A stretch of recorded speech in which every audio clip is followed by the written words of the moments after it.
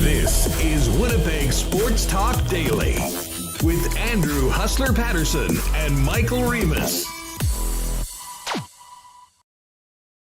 Hey, what's up, everybody, and welcome to another edition of Winnipeg Sports Talk Daily. Andrew Hustler Paterson with you, along with his CTO, Michael Remis. And heading into the weekend, huge weekend for the Winnipeg Jets. Colorado tonight, Zona on Sunday. We will check in from the road with the trials and tribulations of our friends Jeff Hamilton and Murat. As far as I know, neither of which, by the time we start the program, are in Denver. Been crazy travel issues for the both of them. And unfortunately, Murat will join us, but I don't think he's going to be able to make the game because he's the latest person that has been added to the list. But we are looking forward to checking in with Murat a little bit later on the program. And Jeff Hamilton's going to join us from the Houston airport in the middle of his milk run to Denver for tonight's game. We're also, before we get to our Jets guests, be welcoming in our good friend Ted Wyman of the Winnipeg Sun and Post Media, fresh off of his journey to the Olympics in Beijing. We wanted to get Ted on the program and get his thoughts on everything that's happening around here, but also to talk about the Olympic experience. A very different Olympic experience than I think some of the other ones that he's had. So Ted's going to join us in a few minutes to get things going.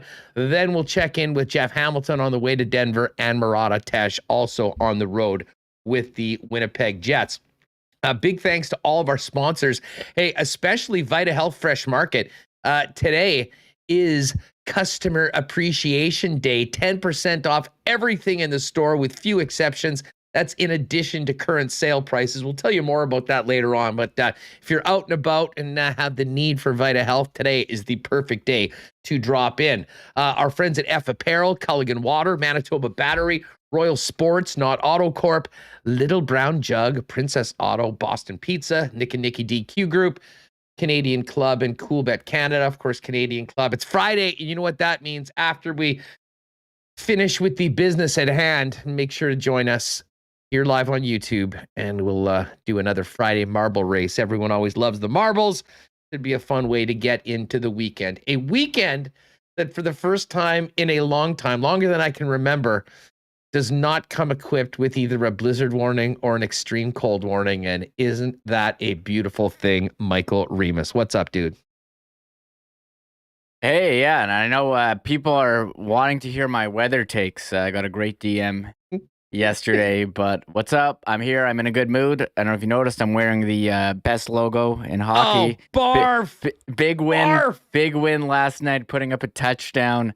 Touchdown on the Flames. Thought it was appropriate. They should wear these jerseys more often, but I am pumped for the Jets game tonight.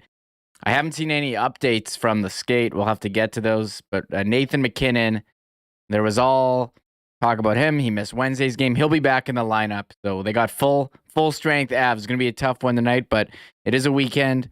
There is no extreme weather warning, no blizzard warning, no shoveling in the forecast. So I'm in a good mood. You know what? Let's just quickly just check out the weather for a moment. So today we're actually getting up to -12. And I mean, it's been a long time since it's even started with a -1. I mean, we've been 20 below or worse for a number of days here. But tomorrow, right now, Reem, we're looking at -5. Now, Whoa. Of course, the joke is the only time it warms up to that point is so that it can snow. And it will snow tomorrow, but it doesn't seem like there's going to be a ton of it, just some light snow. But -5, that's going to seem like about 10 above for Winnipeggers right now. And, considering what we've had. And then, looking forward, 14, 10, 8. 11, 10. I mean, still below normal on most days. I think the average high at this time is normally better than -7. Haven't got it, but as I said, I'm not complaining. Just to get out of these damn extreme cold warning and have a somewhat seasonal day for the end of February, I think everyone will take it. Yeah, and I guess I'll have to read this out now. I got a DM after the show yesterday from someone who says their daily listener loves the show. You and Hustler are awesome. I generally catch the podcast, so I don't get in on the chat, but I got to say, my highlight of the last few weeks have been your takes on the weather. I am absolutely in stitches laughing when I hear you talking about the cold or wind or shoveling. So much so, I think you could and maybe should do a short WST weather segment daily hosted by you. Again, it is so funny, kind of the opposite of what your common weatherman does. Just a thought. Anyways, thanks for the show. Keep up the great work. Loved getting that message after the show yesterday. It made my day. Thank you very much, Carl. That was a real DM. That was a real DM. I didn't write that. We have had a few beauties, and we do always appreciate the feedback on the show. You can email us anytime at winnipegsportstalk@gmail.com or hit us up on any of the our social channels, which is a good time to plug. You've been doing some great job putting together some funny content pieces from the show, like the discussion of the jobber goalie situation that Manon Rhéaume was put in. A bunch of other things. And it's not just at Sports Talk WPG on Twitter, Instagram, Facebook, but we're now TikTok guys. Yeah, we're I didn't realize that we were TikTok guys, but we are, and getting some love on that new app. But nice to maybe expose our product to a younger generation and get them on board with WST. TikTok's for everyone. So yeah, give us a follow on there. Also, if you're watching this later on the replay, leave a comment below what you think of the Jets, what you think of the show, anything. Love having discussions as well in the YouTube comments of each video. So it's been fun connecting with everyone. You know, we're approaching a year here, but the task at hand, I mean, I'd love to talk about the Jets lineup heading in to tonight's game, but as of right now, Huss, we'll have to wait till Murat comes on later because we don't know anything. I know Mitchell Clinton is there, but hasn't provided any updates. They started skating, I think 12:30, I thought. But well, let's go with some predictions. Let's go with some lineup predictions, and we'll see. Maybe we'll be shown to be bozos by the end of the program. But I'm guessing that Connor Hellebuck's in net. I'm guessing that it's the same forwards because they had no extras. And I will guess that Logan Stanley goes back in over Nate Beaulieu. I would be surprised if that didn't happen. But then again, I was surprised that Stanley was out for Beaulieu in the last game. And listen, there's an argument to be made for Ville Heinola. I'm here for those discussions, but he's on the Moose right now. And the Moose have two big games, 2 p.m. on Saturday and Sunday. So I don't think he's an option. And we haven't heard anything from Jets PR as to a call up or any sort of roster move. So I think the lineup, for the most part, potentially one change on defense, is basically the lineup from the Dallas game going into this big one tonight against the Avs. Yeah, and I was going to make, I do a picture for the YouTube thumbnail every day, and I was going to do Andrew Kopp. I found a nice photo of him, but I was like, well, I don't know if he's going to be in the lineup. He's on the trip. Maybe he'll return. They could definitely use him, so we'll have to wait and see about that. I agree. I think Beaulieu, experiment, if you can call it that, is done. I think there's a number of players past him on the depth chart. Logan Stanley being one. I mean, it could be Sandberg when healthy. He skated in a regular jersey. Oh, the Jets just tweeted out a picture of the morning skate. So we'll wait and see. We did have a nice, nice lineup of games last night, and around the NHL. But we are focused on tonight here, the Jets against Colorado. We'll have to wait and see. Well, last night in the National Hockey League, two things happened. Patrick Laine continued his complete tear, and we're now 1 goal away from cashing all those over bets that so many of our Winnipeg Sports Talk and Lock Shop listeners had. By the way, new episode of the Lock Shop talking some hockey for tonight and more on the weekend with Dustin Nielsen. Just finished that up. You can check it out on my Twitter, or if you're listening on the podcast, do us a favor, plug in Lock Shop wherever you get Winnipeg Sports Talk and press subscribe. But it was the Laine goal and the big win in as a huge underdog in Florida. And then, I mean, you brought the hat out today. I mean, everyone was talking about Calgary's first loss in forever, but it was the jersey combos that I think everyone was talking about last night as the Canucks went back to black. Yeah, touchdown. And, I was talking with teams that have got the coach bump. I think Edmonton got a bit one, but Vancouver is a completely different team, beating Calgary. They were, on a 10-game win streak? They're looking like Stanley Cup champions. Here comes Vancouver scoring 7, and Patrick Laine. I mean, earlier in this year, Dubois was hot, Laine was injured. You're like, oh, I'm feeling pretty good about this trade. Now, you mentioned yesterday, Dubois cooled down and Laine scoring at will, and they upset the Florida Panthers as massive underdogs. 19 on the season for Laine. I mean, he's doing what he did here. He's on one of those hot streaks. You have to wonder if a cold streak is going to come or not. This is just a guy who just can score from anywhere on the ice with a flick of the wrist. It's incredible to watch, and I mean, it does make you kind of sad that he's not on the Jets, and he thought this trade was going to make the Jets better, and here the Jets are having a miserable season, not even close to a playoff spot. And I think I do think Jets fans will always have a soft spot in their heart for Patrick Laine. Well, and again, I mean, we'll maybe touch on this later on, or maybe closer to the game, but maybe the most interesting scene in Canada Life Center in a long, long time is going to take place on the 25th of March, because the Blue Jackets are coming to town. It'll be the first visit of Patrick Laine back here since the trade. And that's going to be post-trade deadline. So, I mean, we pretty much will know what the story with the Jets is, if they're still in the mix or whether it's already on to next season.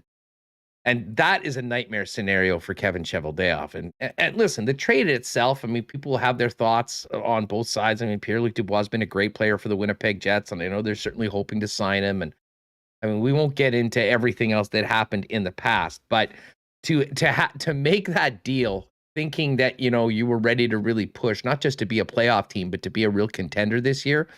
If the team is out of it at that time, and then Laine comes to town being the hottest scorer in the National Hockey League, again, there's some time between then.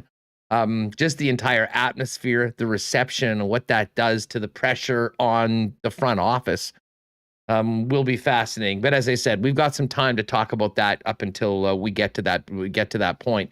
But we'll talk to Jeff Hamilton about that and some other big topics with the Winnipeg Jets, and a little bit more on the challenge tonight and this weekend with Murat a little bit later on the program. Remo, listen, I hesitate to bring this up because this is the sort of topic that gets things going completely sideways in the chat.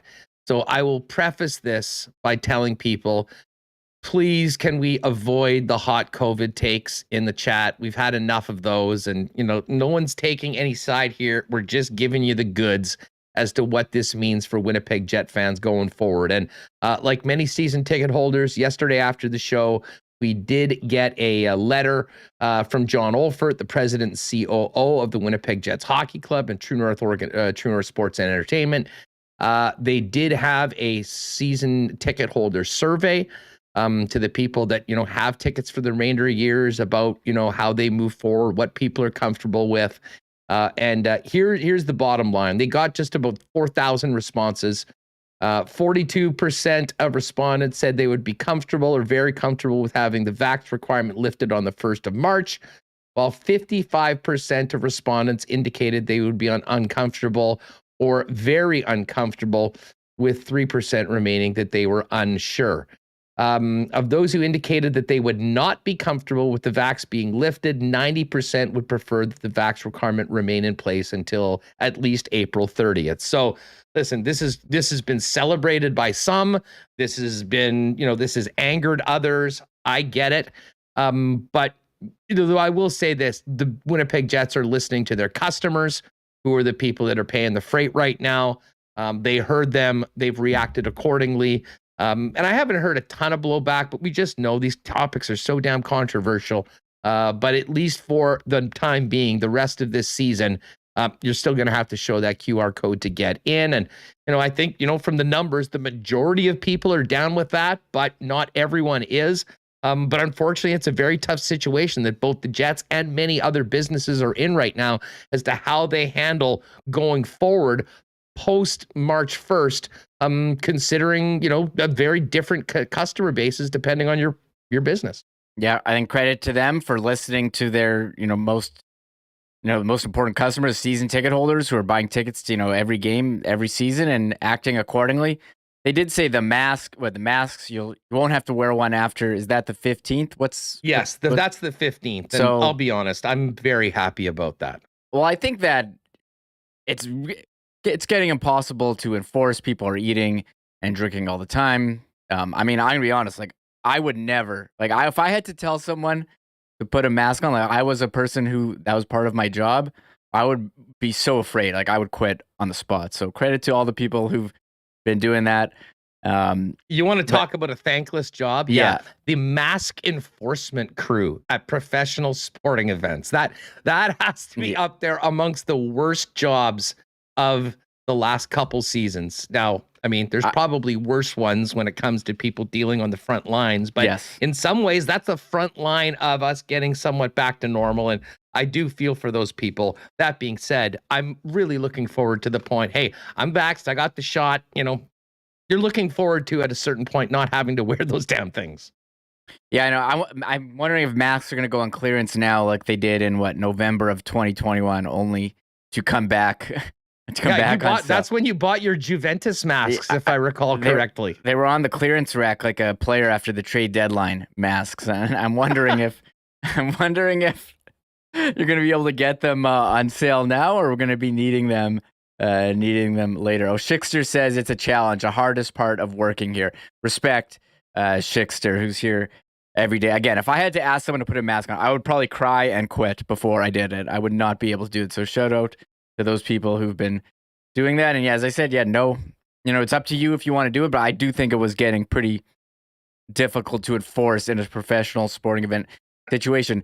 I will say this about the vaccine thing. I bought tickets to Foo Fighters last week at MTS Center in September, and it did say that a vaccination is required. So I was kind of curious about that just because it's not mandated by the province, but I guess acts are going to decide what they want to do for their own shows.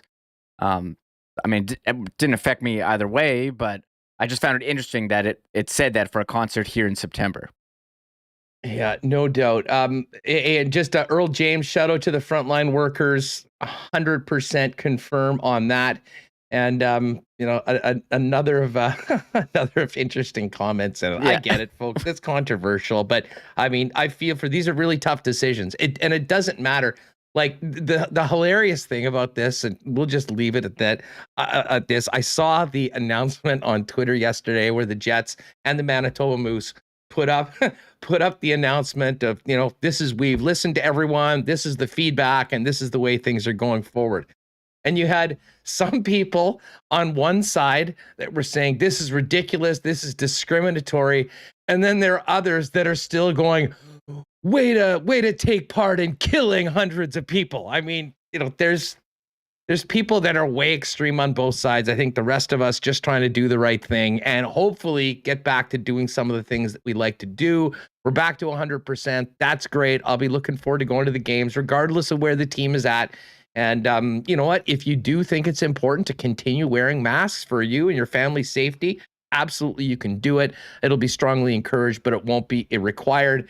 And hey, hopefully by the time we get to next season, this entire thing will be in the rear view. I'm not sure whether that'll be the case. That is the hope. But for the meantime, them's the facts there for you, folks. That's exactly how things are going forward when the Jets return home on the 1st of March to take on the suddenly red-hot Montreal Canadiens. Who would have thunk it? All right. We will have plenty of Jets talk coming up. Jeff Hamilton will join us, Murat as well. And we will get to a marble race, but I'm looking forward to bringing in Ted Wyman to discuss his world travels and the time at the Beijing Olympics. Before we do that, I did mention to you folks today for our friends at Vita Health Fresh Market is a big day. It's Customer Appreciation Day. 10% off everything in the store with a few exceptions, and that's in addition to current sale prices. If you cannot make it to the store, visit their brand new website at myvita.ca to shop online, take advantage of the great sale, and schedule a delivery with Instacart. Of course, it is Heart Month, and Vita Health has the Winnipeg's best selection of natural and organic supplements, beauty products, and groceries, not to mention delicious lunch options like Vita Market salads, soups, sandwiches, and more. 7 Winnipeg locations, folks, including the newest store in Linden Ridge. Online at myvita.ca. Take advantage of today, Customer Appreciation Day, over at Vita Health. Our friends at F Apparel are ready for the summer. We had our great friends Shauna Sore and Mandy Shue tie the knot on the weekend, and weddings are back, gatherings are back, graduations are going to be back. And you're going to need a new suit. Every guy needs at least one suit that fits and looks great. And F Apparel at 190 Smith Street are the guys in town, locally owned, and Winnipeg's leaders in affordable custom clothing for any occasion. Suits, dress shirts, winter jackets, chinos, golf pants, untucked dress shirts, shoes, ties, accessories. They have got it all. Great deal for wedding parties if you buy your suits as a group from F Apparel. And, of course, great deals as well for high school graduates, including a free shirt and tie with the custom suit for anyone with a valid Winnipeg, Manitoba high school student card. Find out more at F Apparel, ephapparel.com, or pop down and see Andrew and the gang at 190 Smith Street. And our friends at Culligan Water, of course, continue to be the water people here in Manitoba, celebrating over 65 years as a family-owned business, as the go-to folks for all water needs here in Winnipeg and southern Manitoba. And they really do it all, whether it's water softeners, filters, bottled water coolers, whole home systems, drinking water systems, not to mention citywide water delivery services. Culligan Water has it all, and they've been doing it for decades. And they also can help you at your business with industrial water products and solutions. Pop down and see them at 1200 Sargent Avenue, or give them a call at 204-694-5180. And you can always check them out online at drinkculligan.com. All right, Jeff Hamilton to come a little later on, Murat as well. But let's welcome in WST favorite, Teddy Drip himself, Ted Wyman, back from Beijing at the Olympics, safe and sound. Ted, how are you? How's the jet lag? Are you back on the Central Time Zone? Oh God, no. Yeah, I probably look like a guy who has jet lag, and I do. It's been 3 days since I got back after a 40-hour trip back from Beijing, with a 14-hour time difference. And, you know, I'm awake at 4 a.m. and I'm sleeping at 4 p.m. right now. And it's just tough. It's hard to get the fog out of your brain. I've talked to a few of my colleagues, and they've all said the same thing. So not too surprised by it, but yeah, I mean, it's one where you say, maybe I can get this all turned around in a day or two. Not working out like that so far. It's kind of funny. We'll be talking to Hamilton in a few minutes, and I know he's had his own challenges on this Jets road trip, but I can imagine that's nothing compared to trying to get from Winnipeg, Manitoba to Beijing, China. I spoke with you in Vancouver right before you were leaving, and then checked in with you on the way back, and you were on like a 12-hour delay or 12-hour stop in Tokyo in the airport where you couldn't go anywhere. I mean, overall, we'll talk about the Olympics and what happened in China. What was the travel like? Was it worse than you had expected? And how much, and I'm interested just, as you're going to an event like the Olympics, I mean, COVID protocols when it comes to testing and masks and all that. I mean, what did you have to deal with? Well, it's just a big challenge. And if you're just talking about the travel itself, I mean, the way there wasn't too bad. It was a 4-hour layover in Tokyo and then into Beijing. And, the protocols were major. It was definitely like going into a George Orwell novel right from the very beginning, going into that airport in Beijing. And all the, you went through testing, you had to go from station to station. It was just bizarre. It was like another world, a total dystopia. And then the way back, just because of COVID protocols, the way things are, they had only 5 locations that you could fly through if you're trying to get to Canada. And I think there was Paris, Istanbul, Singapore, Hong Kong, and Tokyo. And our company had chosen Tokyo along with a lot of other Canadian journalists. But the problem is that Japan is closed right now as well because of COVID to foreign visitors. So they actually put us in basically a closed hangar or closed terminal of Narita Airport, which is a famous airport in Japan, where I'm sure you can do anything and eat anything and drink anything that you'd be able to in Tokyo normally, but not on this day. It was completely closed, and we were there for 12 hours. So you're just trying to find a little corner to have a little sleep. Come a few hours before the flight, there was an opportunity to have a couple of beers from a convenience store. And other than that, it was just a long, long wait, followed by a 10-hour flight to Vancouver, followed by another delay, and then a few-hour flight to Winnipeg. And I mean, I'm not going to lie, I've probably never been more tired in my life than when I got back, because I don't sleep well on airplanes, and I certainly don't sleep well on floors in airports. So that was an adventure in itself, and not one that, not to complain. I just think that maybe people wouldn't realize that that's what people had to go through to be a part of being at the Olympics. Yeah, no doubt about it. I mean, strange times and a strange situation in, a very unique country that deals with things very differently than maybe many other parts in the world. We'll get to the actual sports of the Olympics, but I am fascinated about the experience overall. I mean, you traveled all around the world as a sports journalist. You've been to a number of Olympics. This COVID Olympics, in particular, the ones in China, how different was it, and how different was your experience being there and being a part of the games as opposed to some of the other ones that you've been to before? Let's put it this way. I don't really feel like I've even been to China. I mean, I really don't. I didn't get to experience China really in any way at all. I was in a hotel. There was a fence around the hotel that you weren't allowed to go through unless you were on a bus. That took you to another spot, through a fence and into a media area, main press center, where you were allowed to use that facility, plus get on a bus and go to other venues. And that was about it. You could also take a bus to other hotels that were occupied by media, just for food options and that kind of thing, which was nice. But, I got one chance to take a train to go up to the mountains and see what was going on up there. I wasn't covering the events up there. I was covering curling mostly and a couple of other events in the city of Beijing. And so I didn't get a chance to get out and really see anything. You never were going to really any kind of, the people of Beijing who had no involvement with the Olympics had no involvement with us. We didn't see them. We didn't talk to them. They didn't see us. They didn't talk to us. It was a really unusual experience in that way. And then, of course, you are covering games through that with no fans, no atmosphere at all in the buildings. And yet the athletes themselves didn't seem that different. They seemed to appreciate it as much as ever. So I really threw myself into writing those stories, and I'm happy that I did. And that experience is the same as it always is, because you were getting the great opportunity as a journalist to write about the Olympics. You're there with all the greatest journalists in the world. It's an amazing experience in that way. But you can't compare it to any other Olympics, because it just wasn't the same. And I hope there's never another one like this, because, if I were to say it was the no fun games, I would not be exaggerating. No, Ted Wyman with us of the Winnipeg Sun, back from the Beijing Olympics, telling us about it. What was an average day like for you there? They were all the same, us. What was every day like for you? You'd get up at 8 in the morning, have breakfast in the hotel, get on a bus, or you had to go for a COVID test. That's the first thing you'd do. They did throat swabs as opposed to the nose swabs, so that was at least nice, because personally, if I had to choose between the two, I'd take the throat swab any day. Those tests are then processed, and you would be notified by a team leader and within your group if there was an issue.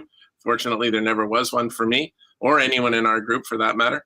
And then you'd go through security in your hotel, which is interesting. So once you had gone through security at your hotel to leave your hotel, you were now through security for every venue within the Olympic bubble. So once you got on your bus, you were clear to go to anywhere. Of course, as I said, they only took you to other places within the bubble.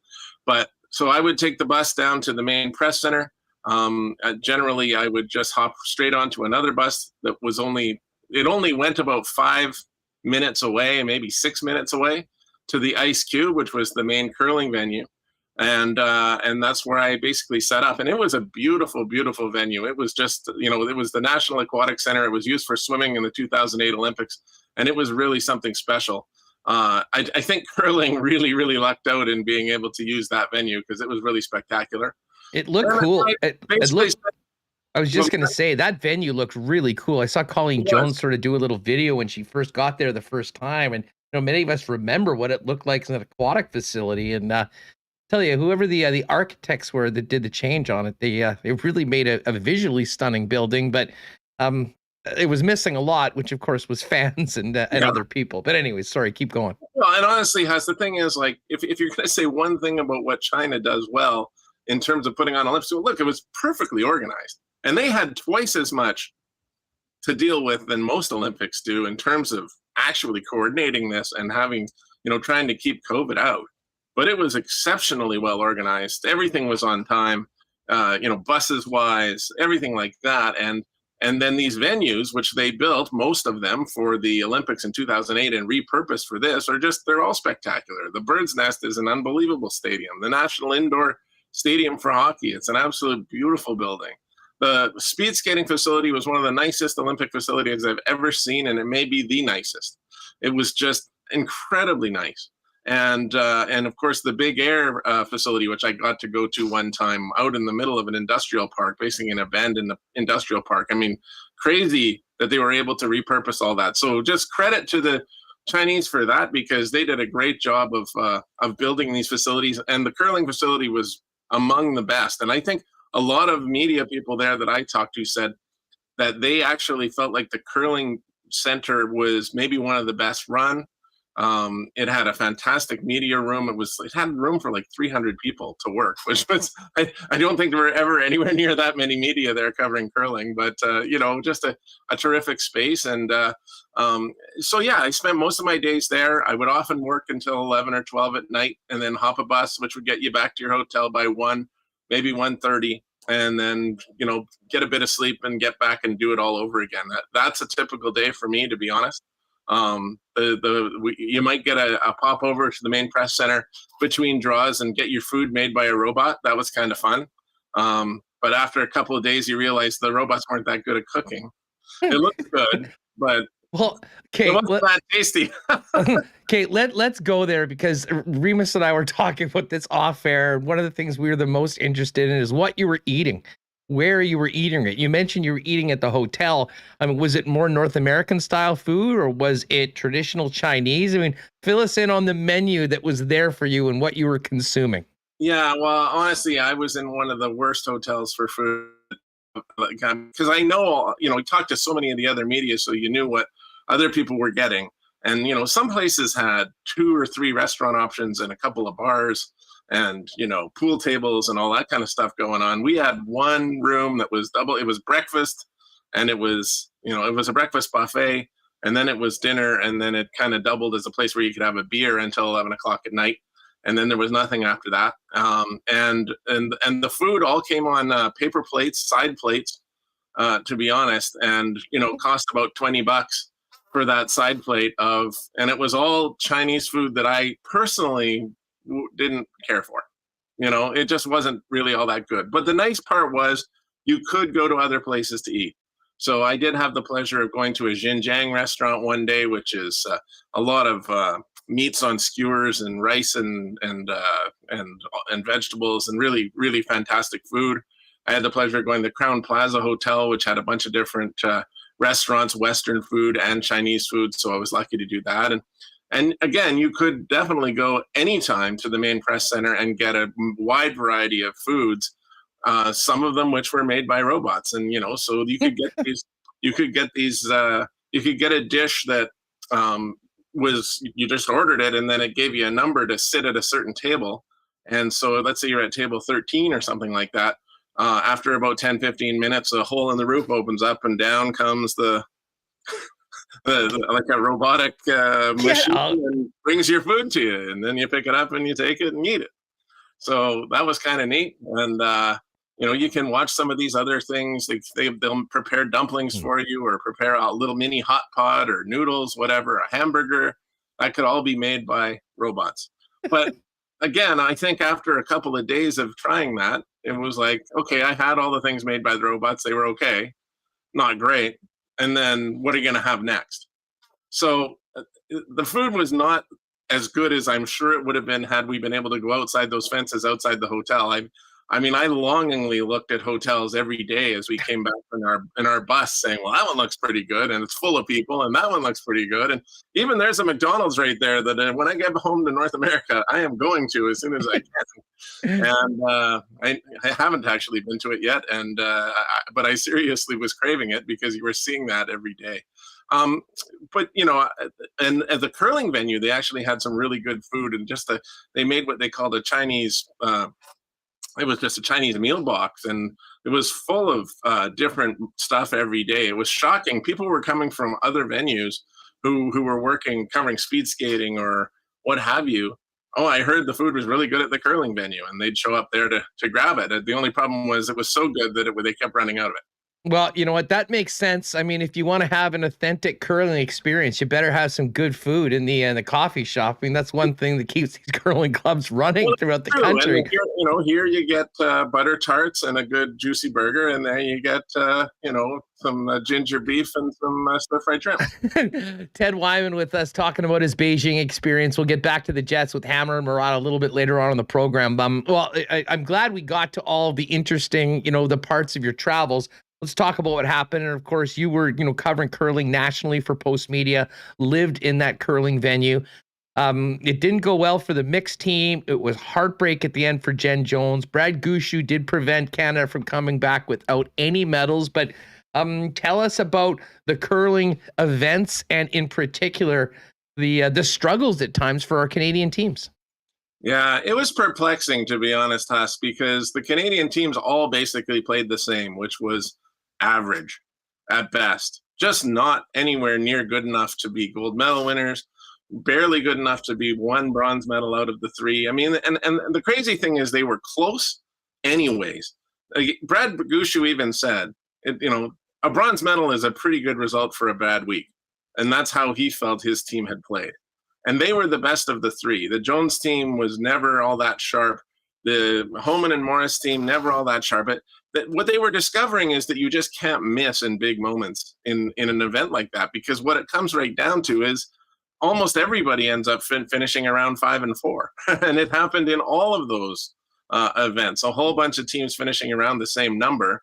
And then it goes to tie-breaking situations. And in the case of Holman and Morris, they lost out on a head-to-head tiebreaker with Sweden. And in the case of Jennifer Jones, they lost out on a draw shot challenge tiebreaker to both Japan and Great Britain. And those teams go on to play in the gold medal game. Jen Jones's team is out. I'm going to say it. The Jen Jones team did not play very well, but they were really that close to being in the gold medal game anyway. That's the amazing thing about it. And, the thing that really stood out for me was just that in moments when they needed the biggest shots, particularly the mixed doubles team and the Jen Jones team, they didn't get them. And you did see that coming from other teams that did get onto the podium at these Olympics. And, I think we were all worried, all of those who were watching the games every day, and you have to watch before the game because that last stone draw competition is so important. Right from the beginning of, the week, we were noticing how poorly Canada was faring in that. And it just kept going and going. Holman and Morris finished 10th out of 10. Jones finished 10th out of 10. And Gushue's team finished 6th out of 10. I can't, for the life of me, explain why none of the Canadians could draw before the game started. They couldn't. And it did end up costing them. And that's really unfortunate. I will say right now, I think it stinks, like everybody else in Canada, that a team gets eliminated in such a fashion. But everybody knew that from the beginning. And you needed to be good, and the Canadians were not. You know what? It's funny you bring that up because, I wasn't as familiar with the rules until we got to the event and, I hadn't seen this draw to the button that they were utilizing. But as the tournament went on, we knew that it was sort of an Achilles heel. It reminded me of the Jets a few years ago when they were having all their problems in the shootouts and they were leaving all these points on the table. And we kind of asked, did they ever practice this? Is this ever anything that they sort of focus on? It would seem like it has such an impact in the standings. It would be something that would be worked on, and it really wasn't. Was this just a lack of preparation for Canada to the particular rules of this event and not being as prepared for that one particular task as so many of the other teams that maybe had put more into it? Well, it sure looks like that, Huss, but I don't think so, because when you actually delve deep into it and talk to them, I talked to Coach Elaine Dagg-Jackson, who's the national team manager for the women's program in this country, and she was with the Jennifer Jones team in Barrie, Ontario when they were having their training camp, and she said they spent extra time working on that. They were convinced that they were going to be the best team in the event in the draw shot challenge, as they were at the Olympic trials. And as Brad Gushu's team was at the Olympic trials, Brad Gushu is widely considered the best drawer in the world and has been for years. If you ask him if to hit the 4-foot, no matter what he's shooting against, he feels comfortable that he can do it.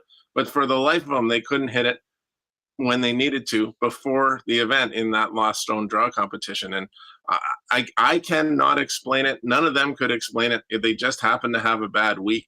And it ended up being costly. And I think you're going to have to be much more diligent going into the next international event, and it's coming up soon with World Championships in Prince George for the women and Vegas for the men, that you are aware of that and that you make sure that you do better. I mean, I know you can say that, but it's not guaranteed you will. But they got to improve that, because it's just way too important in the standings right now. Let's put it this way: Great Britain, on that day when Jennifer Jones beat Denmark to go to 5-4 and was waiting on the sidelines to see if they could get into the playoffs, had Great Britain won, which they did, and had Korea also won, then Great Britain and Korea would have been out, and Canada would have been into the playoffs. But Great Britain, because Korea lost, then Great Britain gets into the mix for the third and fourth place. They happened to they were 8th out of 10 in draw shot, and Japan was 9th out of 10 in draw shot, and both of them ended up being better than Canada. Canada was out. How costly is that for Canada? And Great Britain left that event with a gold medal. Well, and just one more thing on the curling, and this goes back to the first event, and it was the mixed. I mean, it was a no-win situation for Curling Canada picking, the winners, unless they actually won the gold medal, because, they weren't able to have the trials here in Portage, and there's plenty of, quality teams that could have been. They made their decision and went forward. But one thing that you heard coming out of that, and certainly this was from, Colleen and, yourself, people, comparing the performance of Canada with Holman and Morris to others, was the fact that they just seemed to be woefully unprepared. And part of that, I don't think, is even on them, because they just found out weeks before the event that they were even going to be representing Canada. For the mixed in particular, how much do you think things would or should change going forward when it comes to picking our team and having them focus on that particular event before going to take on the world's best? Because it certainly seems like the rest of the world is way ahead of us when it comes to simple preparation for that event, which of course is worth a medal in the Olympic Games. Well, I don't know if you saw it, but I wrote a column basically saying all the things I think that should be done for all of curling, and I have a lot of insight from other. I was saying it myself, but I have a lot of insight from curlers over the last few years on coming to those conclusions. And one of the things that really stood out from this is that, Canada doesn't have much of a mixed doubles program, to be honest. I mean, there is a national championship every year. It's been canceled this year. They didn't even get an Olympic trials in this year. There's not a national tour for mixed doubles. They don't have the opportunity to play at the level that 4-player curlers play at. There's the specialists who actually are trying to make something happen in mixed doubles weren't even considered as teams that could possibly go to these Olympics. They decided to go with experience and go with Holman and Morris, even though Holman and Morris have only ever played in one national championship together. They had only played 49 games in total together in their history as a team in mixed doubles. I mean, it really didn't make a lot of sense that they were going to go and represent Canada. Again, as you said, it's a difficult situation because they had to come up with something. But there needs to be a complete overhaul of how they approach it, because it's as important a medal as the men's and women's is, and they're going to have to make sure that they understand that other countries are focusing on it and are getting really good at it. And we're not just talking about big countries that are really well-known curlers like Great Britain and Sweden and Switzerland. it's Australia that's getting in there, and they can beat anybody. And you've got Italy that goes 11-0 and wins it all. And Italy's never won a medal in curling before. They barely won any games in curling before. And here they come in and they do it. Now, interestingly, that team had only been together since last year when they had the World Championship. So it's not like that team particularly had been put together and been together for 4 years and then went and ran the table at the Olympics. They just got hot at the right time. But I think Canada really needs to examine what it's going to do with its mixed doubles program. And I'll tell you right now, I would say that Canada will be in an extremely difficult position to even qualify for the next Olympics if something's not done to improve the quality of the teams that we are sending internationally in mixed doubles. That's great stuff. Ted Wyman with us discussing the Beijing Olympics and his time in China. Ted, I know curling was your priority, and that's what you were doing first and foremost, but you mentioned Big Air. What else did you get to see, and how was it? Well, Big Air was really great. That looked amazing. I mean, I couldn't take my eyes off the TV when that was on. No, and it was just terrific. And unfortunately, the Canadian woman that was in contention the day that I was there finished fourth. And it was, that was really too bad. You hate to see that, although she certainly felt like she had done everything she could. So what more can you ask for in that situation? But I did get the pleasure of getting to see Eileen Gu in action and winning a gold medal for China on that day. And I don't know a darn thing about Big Air, jumping, ask me to describe what she did. I have no idea. But in all honesty, it was pretty spectacular, and it's amazing what they do. You can't do justice to how steep everything is that they're dealing with without actually being there. But the Chinese fans were just beside themselves in love with Eileen Gu. So to get a chance to be there and to see this sensation and to actually speak to her in the mix zone and see what she's all about was really something. And I think that's a name you're going to watch for a long time. She's only 18 years old. She's basically signed on to be a supermodel. She was on every commercial, every second commercial on Chinese television featured Eileen Gu. And, you can kind of understand from a marketing standpoint why she chose to compete for China, because now she's, famous in America for being the person who lives in America but decided to compete for China. And she's also famous in China, where there's a good billion people to reach with this product that she kind of is a product in a way. But honestly, that was a real phenomenon of the game. So I appreciated that. And I also got to the speed skating a couple of times. I thought that was a really great venue.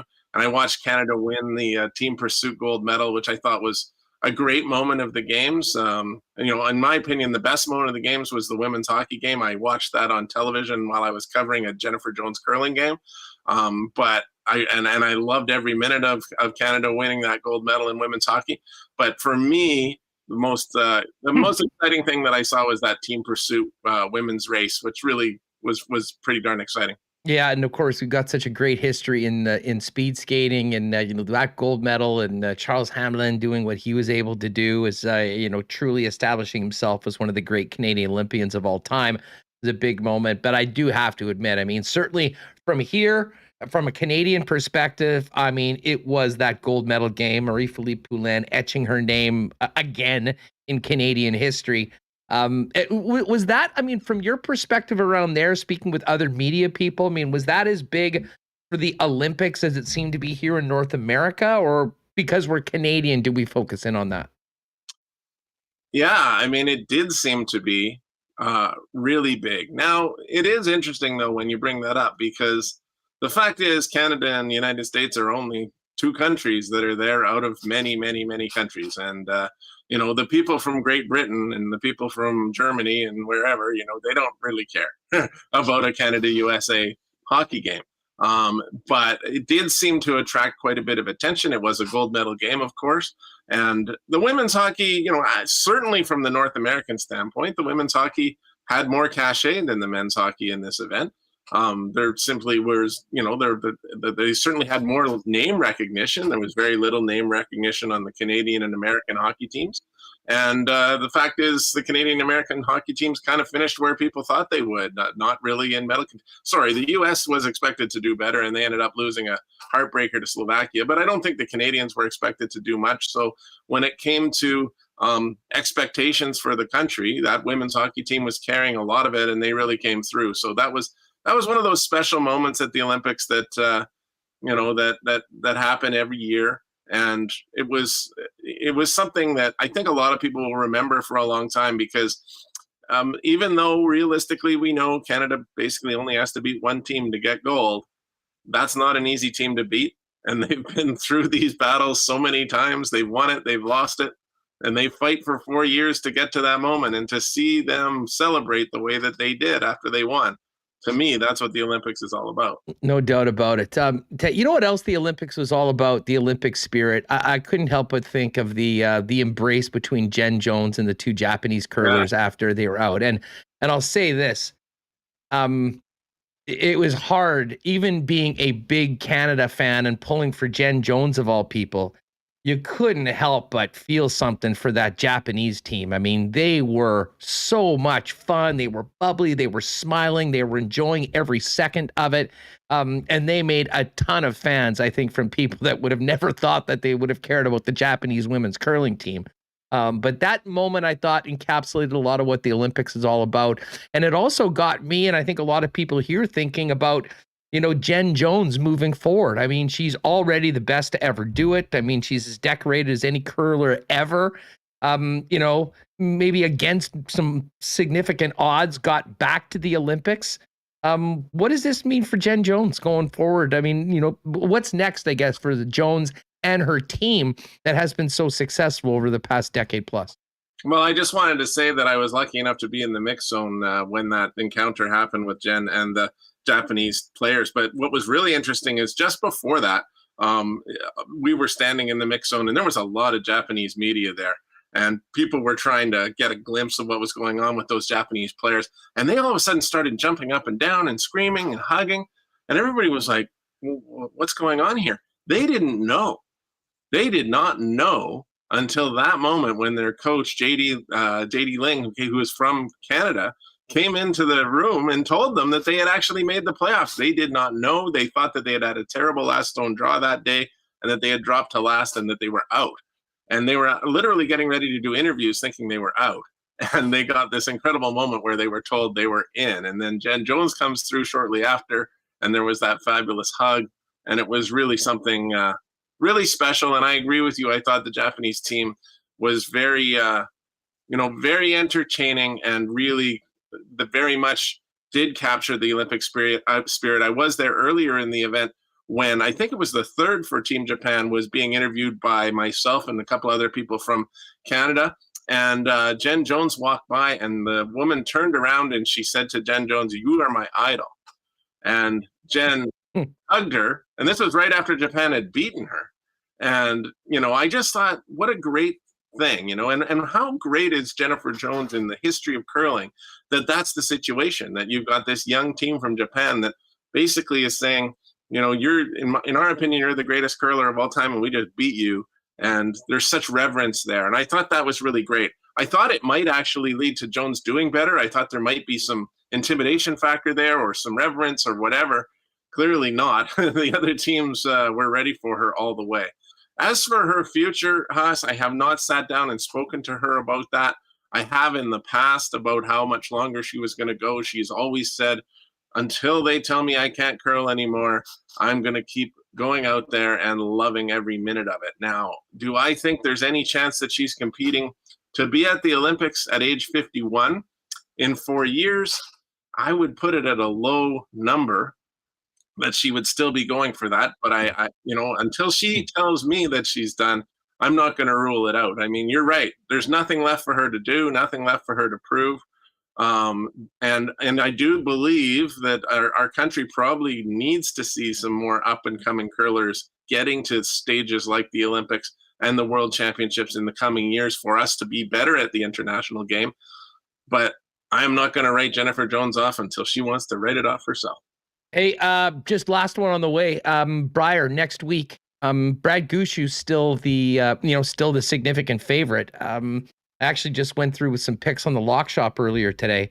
I guess I'm sort of fading Gushu and going with Brad Jacobs. How difficult do you think it'll be for the Gushu squad to get it back up to the level that it's going to take to win the Brier after everything that they've been through, the emotional run of China? Super hard. I would not expect Gushu to do particularly well at this Brier. What do I know? But having listened to him, in all honesty, like even from the first minute it started being suggested that he might play in the Brier, he said, I would be very worried that we won't be able to perform at our best when we get there. We'll go. We're going to give it a shot. We've committed.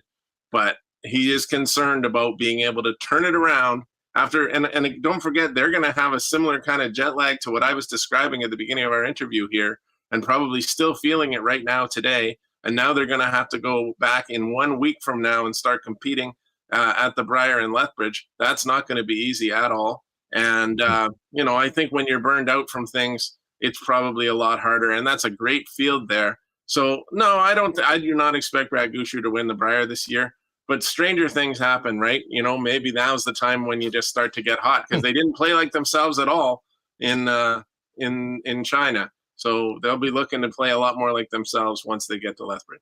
Well, I'm looking forward to the event. We'll have to catch up in a couple weeks and talk about it here on the program. Ted, welcome back home. You can order Skip and get that McDonald's you've been craving. You won't even need to leave the house. Thanks so much for the time. Great to have you back here. And as always, love having you on Winnipeg Sports Talk. Cheers, my friend. Absolutely, Huss. Cheers, man. Good stuff. There it is. Ted Wyman, the Drip King himself, Ted_Wyman on Twitter. And you can check out all of his work for the Winnipeg Sun and Post Media at Winnipeg Sun, and make sure to give him a follow. I have been following this chat throughout this. And listen, we will do a full discussion. By the way, for people listening on the podcast, for the better part of the last 20 minutes during our Olympic talk with Ted, people that are with us live on YouTube have been referencing their favorite wrestlers of old school days. I'm seeing AWA references. I'm seeing a Nick Bockwinkel, the Clawmaster, Baron von Raschke. These are some of my favorite topics. We could easily get derailed for the rest of this program talking about wrestling. And frankly, I would be here for it. But we've got a big game tonight, and we're going to check out with Jeff Hamilton on his travels in just a moment. Before we do that, and thanks again to Ted for jumping on the program today, don't forget Manitoba Battery is your one-stop shop for all things battery related here in Manitoba. Best prices in town. As a local family-owned business, competing with the big boys and giving you the savings to support local. They are the go-to spot for all things battery related. And right now, with automotive batteries being tested like maybe they haven't been in decades here in Winnipeg, Manitoba Batteries got you covered. Most automotive batteries, $100 with core exchange. And you can also get one delivered to your home for a $115 any day, as long as you order it by 1:30 p.m. And in addition to keeping the cars running on these ridiculous roads we're dealing with right now, if you are getting out on the water for some ice fishing, Manitoba Battery has all the flasher batteries you need to keep you catching fish for the rest of the ice fishing season. Pop on down, see Donnie and the gang at 1026 Logan Avenue. Phone them up at 204-783-8787, or check them out online at manitobabattery.com. It's always busy at Royal Sports on the weekend, and I do have a feeling that any remaining Rams fans that haven't got their Super Bowl gear yet will want to be popping by to grab the remaining hats, toques, t-shirts, and whatnot that have come in from the big Rams championship game. And of course, the Winnipeg Blue Bombers merch is still a very popular item here in Winnipeg. And what you might not know is that Royal Sports has a number of exclusive versions of Winnipeg Blue Bomber Championship merchandise, including 4 different beautiful Royal Blue dad hats that came in a couple weeks ago, featuring the back-to-back champions. So pop down to Royal, check out all of that, the best selection of licensed merchandise around, not to mention thousands and thousands of pieces of Jets merchandise, including many exclusives as well. The massive hockey section, snowboards, fitness, baseball, soccer for the upcoming spring. You're fully covered with one stop down at Royal Sports, and make sure to check out all the cool stuff over on the Kings skate, snow, and surf side as well. 750 Pembina Highway. Follow them on Insta at Royal Sports Pembina for the latest merchandise drops and big deals at Royal Sports. And well, we mentioned how batteries have been tested throughout the winter. Well, cars have been tested too. And I think there's many people in our listening and viewing audience that might be thinking of a new whip for the upcoming summer. And the best place to start your search is with our friends over at Not Auto Corp at Waverly and McGillivray, another family-owned local business that has been putting people into their cars of their dreams for years here in the PEG. And why not get into that new vehicle at an incredible price with the help of the Not team? Pop down and see them at Waverly and McGillivray, or check them out online at not.ca. as you begin to think about stepping up the wheels for 2022. All right, Murat will join us a little bit later on in the program. But as we continue getting ready for the big weekend, Jets in Colorado tonight to take on the Avalanche, and then Sunday finishing up the road trip in Arizona to take on the Coyotes. Let's catch up live from the George H.W. Bush International Airport in Houston. Continuing the milk run is our friend Jeff Hamilton from the Winnipeg Free Press. Catch up with Hammer right now in the middle of quite a milk run over the last few days. You've had quite the trip. Yeah, quite the trip would be an understatement. And I hate. I don't want to come across as complaining, because I'm very aware of the temperatures that have been in Winnipeg. So. But it's just been wild. I mean, I've just been the curse. You know, I got to Calgary. It was a Chinook before and then it got super cold, similar to Winnipeg weather. Then I get to Dallas, and they have not a historic ice storm, but a storm nonetheless. Canceled my flight yesterday. So, you know, I am in Houston Airport on my way to Denver. Everything looks beautiful here. There's no ice. So I don't want to, get too positive and say it's definitely a slam dunk, but it's looking good, and I'm looking forward to being there tonight for the game. I'll say this about Dallas. I think back to 2011 when Gary and I went to our first Super Bowl, and there was an ice storm literally the day that we got there, the Sunday night. And I'm not sure we went more than 100 meters outside of our hotel for the next 5 days, because the city was, for all intents and purposes, shut down. Did make it to a Stars game. It was Cody Hodgson's NHL debut, as a matter of fact. Strange that I remember that, but there may have been 1,200 people in the building. And I mean, listen, it gets to -2 there with anything remotely white, and it's COVID-style lockdowns for the entire city. Well, they had 10,098 announced at the game on Wednesday, and there's no way there was 10,000 fans there because of that exact reason. And the reality is Winnipeggers would look at the weather and they'd laugh. It'd be like, this is balmy, this is beautiful. But the reality is Dallas doesn't have the infrastructure to fix all those things, like to de-ice planes and all that stuff. So, it actually didn't turn out as bad as they were expected. But about a year ago, they got rocked with an ice storm, and it shut down everything to the point where, they couldn't deliver food. Gasoline was running out at gas stations and everything. So this was a precautionary thing, but it was still very slick, lots of accidents. Kind of like when Winnipeg gets its first snowfall, they, everyone kind of forgets how to drive. That was the situation here in Dallas, but I can report that it's over, and they are moving on to very sunny days. Jeff Hamilton with us on the road to the Winnipeg Jets. Well, moving up a couple weight classes tonight, taking on the beasts of the National Hockey League, the clear-cut Stanley Cup favorite, the Colorado Avalanche. And if the team didn't have the sense of urgency and desperation upon them earlier, it would have to be there now, Jeff, because this is it's not trending well. We talked about the games at home against the Edmonton Oilers in Chicago last week, a loss in Calgary, a heartbreaker, and another way of sort of turning a pretty good opportunity to get 2 points into less than what they needed in their last game out. Yeah, I'll steal Nate Schmidt's quote after that heartbreaking loss to Calgary. And it's a cliche comment that you need to, win your home games and split your road ones. Well, the Jets have one of a possible 4 points right now.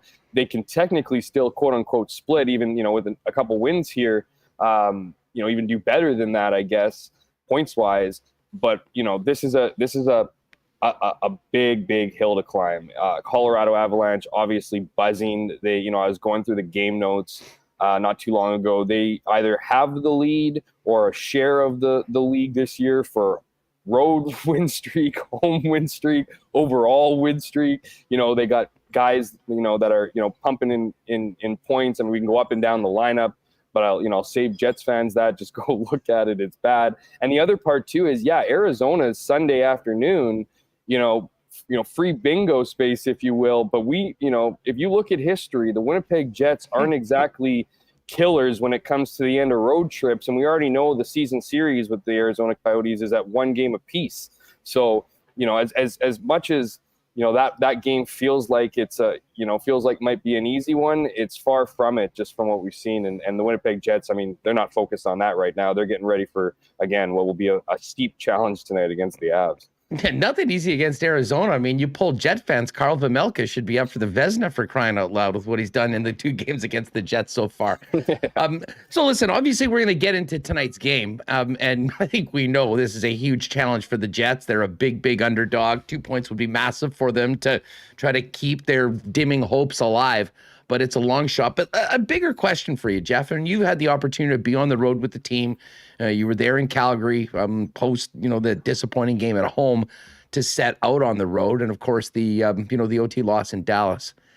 How would you characterize the mood of the team right now? And I'm interested in, what Dave Lowry's feeling right now. I mean, a unique opportunity, but also the players that came in, listen, new guys I'm sure were promised a lot of things. The bottom line is everyone expected this team to be much better. And, we're closing in on 30 games left in the season and a very, very uphill climb to even get back into the conversation of a wild card spot. What's the mood like around the team? In a word, I would say miserable. I mean, but it's not just now. I mean, it's kind of been like that all season long, whether it's the ups and, the peaks and valleys of the season, the fact that this team, I mean, let's face it, you feel good when you're winning games. And the Jets have won 2 games in a row, once since January? Since in the 2022 calendar twice. year? I think they started right out of the gate, sure. their first so twice. But the reality is there's no streak here. There's no, opportunity to feel good about your game. Compound that with COVID-19 restrictions and living in Canada. I mean, we've seen players come out and complain about it. And, I got my tiny little violin for those guys here on that comment, but that's just, you asking the question, that's what I'm seeing. And, injuries haven't helped, inconsistency, obviously it's the style in which the team is losing, you look at Dallas, 2 leads and they drop it in overtime against in a game that was extremely important in the standings. They're obviously chasing Dallas, and Dallas isn't even in a playoff spot. So that one hurts. Calgary hurts. So the mood has really been that's probably the only thing consistent about this team this year is the crappy mood. So it just seems to be taking on a bit of a next level here, just with, again, the style of which they're losing. And just, they know, I mean, Connor Hellebuyck, I don't want to say finally said it. I mean, of course, these guys are looking at the standings. They know they're up against it, and they know they have, a steep road ahead of them. They just need to figure it out. But the mood right now, I mean, it's just no fun hockey right now. Yeah, and, I think that's seeping into a lot of areas around the, not necessarily the organization. I won't speak to that, but certainly amongst the fan base. I mean, we've seen this, and I knew you popped in with KNR afterwards. There's some people that have even said, I'm normally in on the show each and every day, but I just need to take a couple days off after these tough losses. And the bottom line is this team can't take any days off. They have to get right back at it. And they have, as we mentioned, maybe the biggest test in the National Hockey League to do it against tonight, to try to just salvage something out of this road trip before heading to Zona. Well, and that's it. I mean, there is no points for trying. You need to win games. You can look at the Colorado Avalanche as a big test, and certainly they are. I also, and I've said this before, I feel like, yes, it's a tough game, but all wins are equal amount of points, but all wins don't necessarily give you the same feeling. And if you can beat the Colorado Avalanche, again, only 2 points, but it's a massive, step in the right direction. It's a confidence booster. So at this point, I think if you're the Jets, you need to look at this as a massive opportunity, not as I'll say the word steep, uphill, climb, whatever, we can classify it as that, but the Jets need to look at it as a real opportunity to beat a really good team and get some of those good feelings back in the dressing room and finish off what's been a disappointing road trip on a high note. Get back into Winnipeg feeling good, better about your game. and getting rewarded for your efforts. But again, from this perch, from most fans, I mean, this will be a doozy tonight, and we'll see what happens. Well, we've talked a lot about Chevy's situation right now, and I mean, I'll be the first one to admit, I don't think for a second at any point that there was any sort of possibility that they thought that they would be, never mind on the playoff bubble, but where they are right now. And we've got, just over 3 weeks before the trade deadline.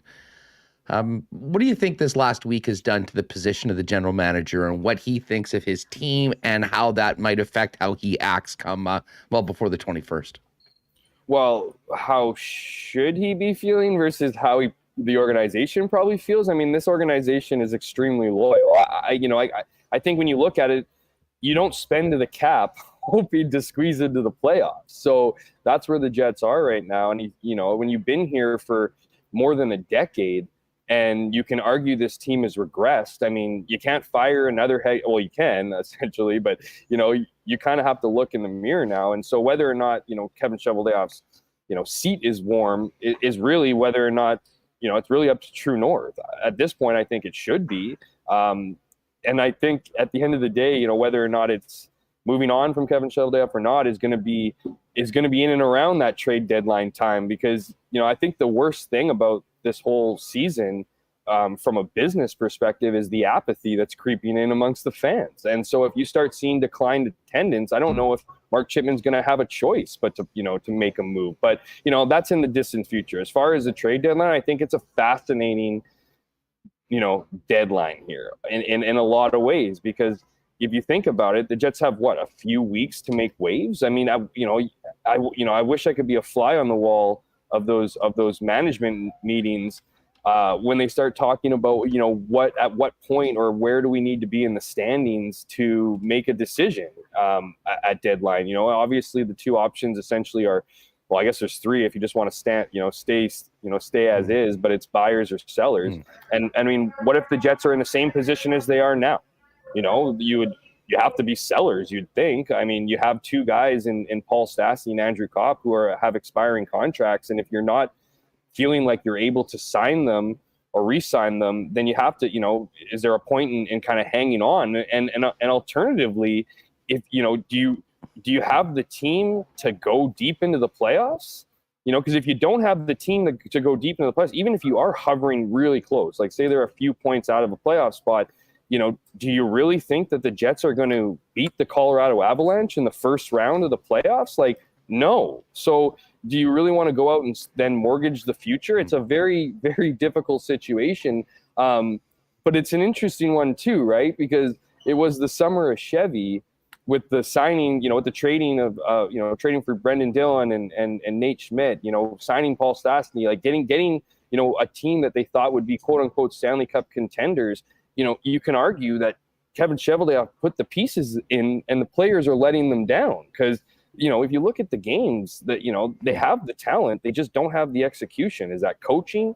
Paul Maurice is obviously gone. Dave Lowry's in there now. I mean, I think you have to point the finger at management, but I also think you have to really put a focus on the players here. And, we're getting to a point now where, a massive shakeup may just be inevitable. It just may be, it's certainly something that needs to be strongly considered. So, I don't think you can look at what the Jets have done, these last few months and argue that they're going to somehow be better in the next few weeks. So, again, interesting times coming up here, and that deadline is going to say a lot, because if you don't do anything, or hey, say you become sellers, what does that say to guys like Blake Wheeler, who have essentially, been told or promised in a way to, that they're going to be going after it, to have to, turn course again. I think the argument. Well, here's the thing about that.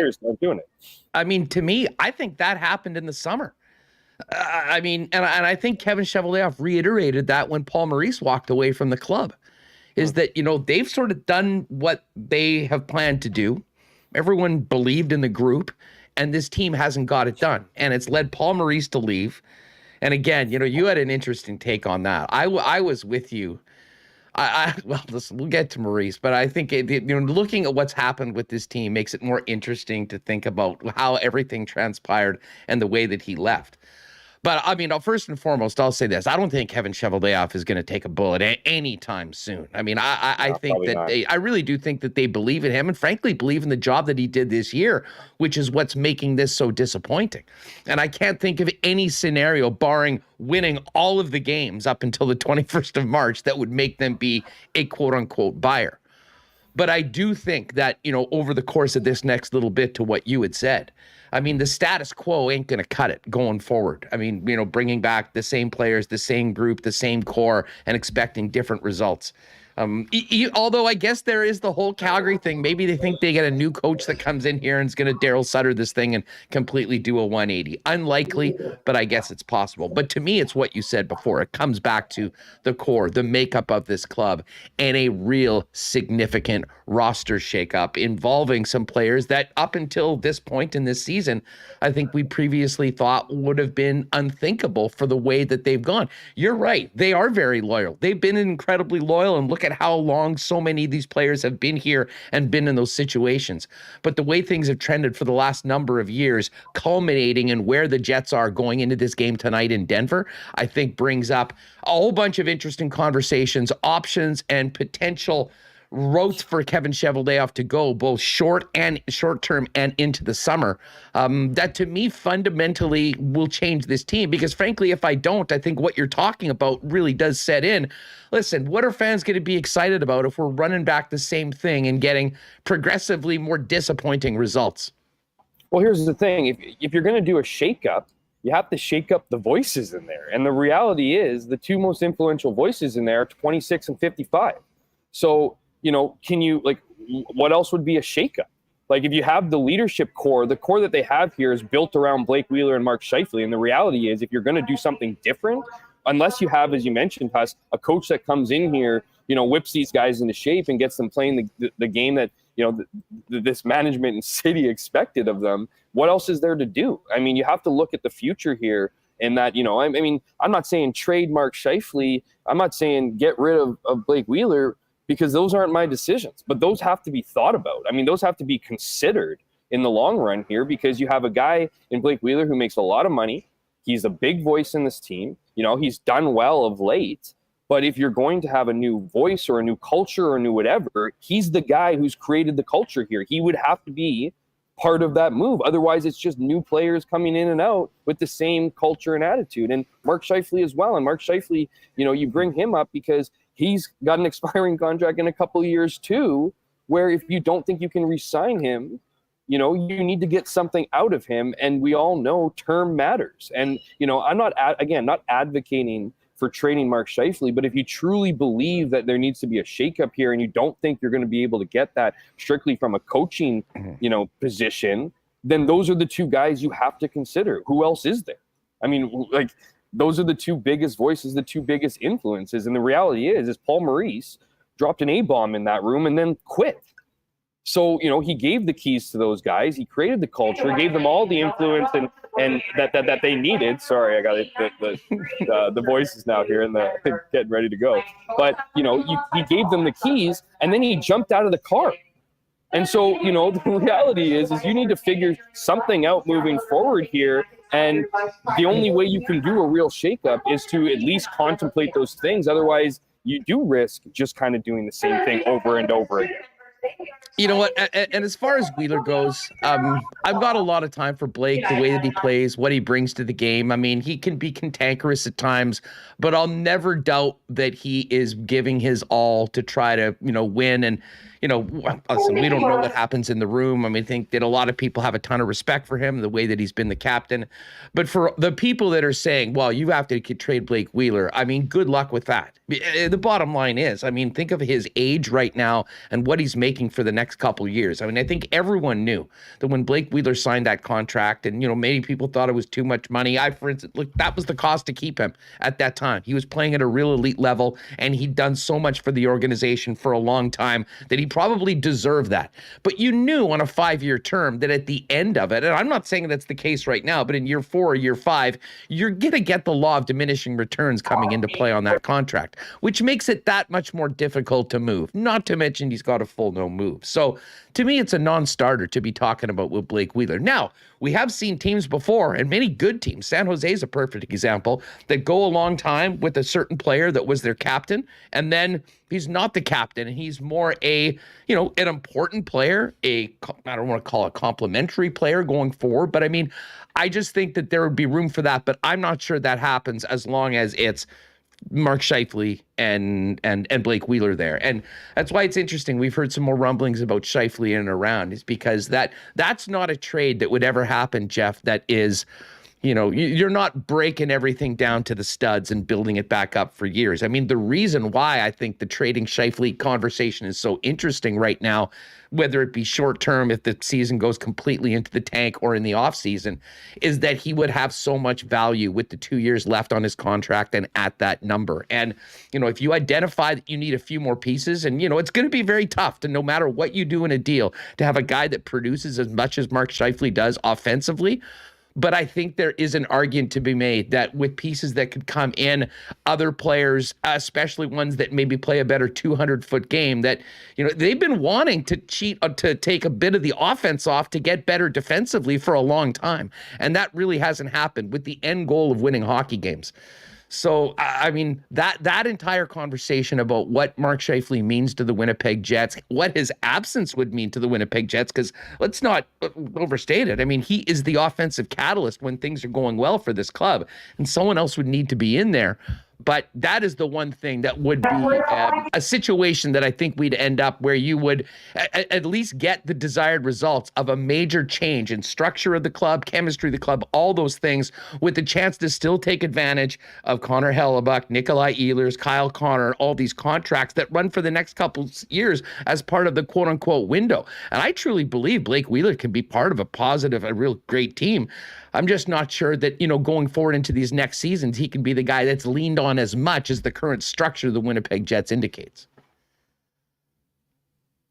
I think absolutely. And I think the reality here is, again, it's just, if you're going to put a shakeup on this team, you have to take away the biggest voice, or at least consider, and that would be 26. Obviously, Blake. And the other part is that you can appreciate what Blake Wheeler's done for this organization and recognize his value here.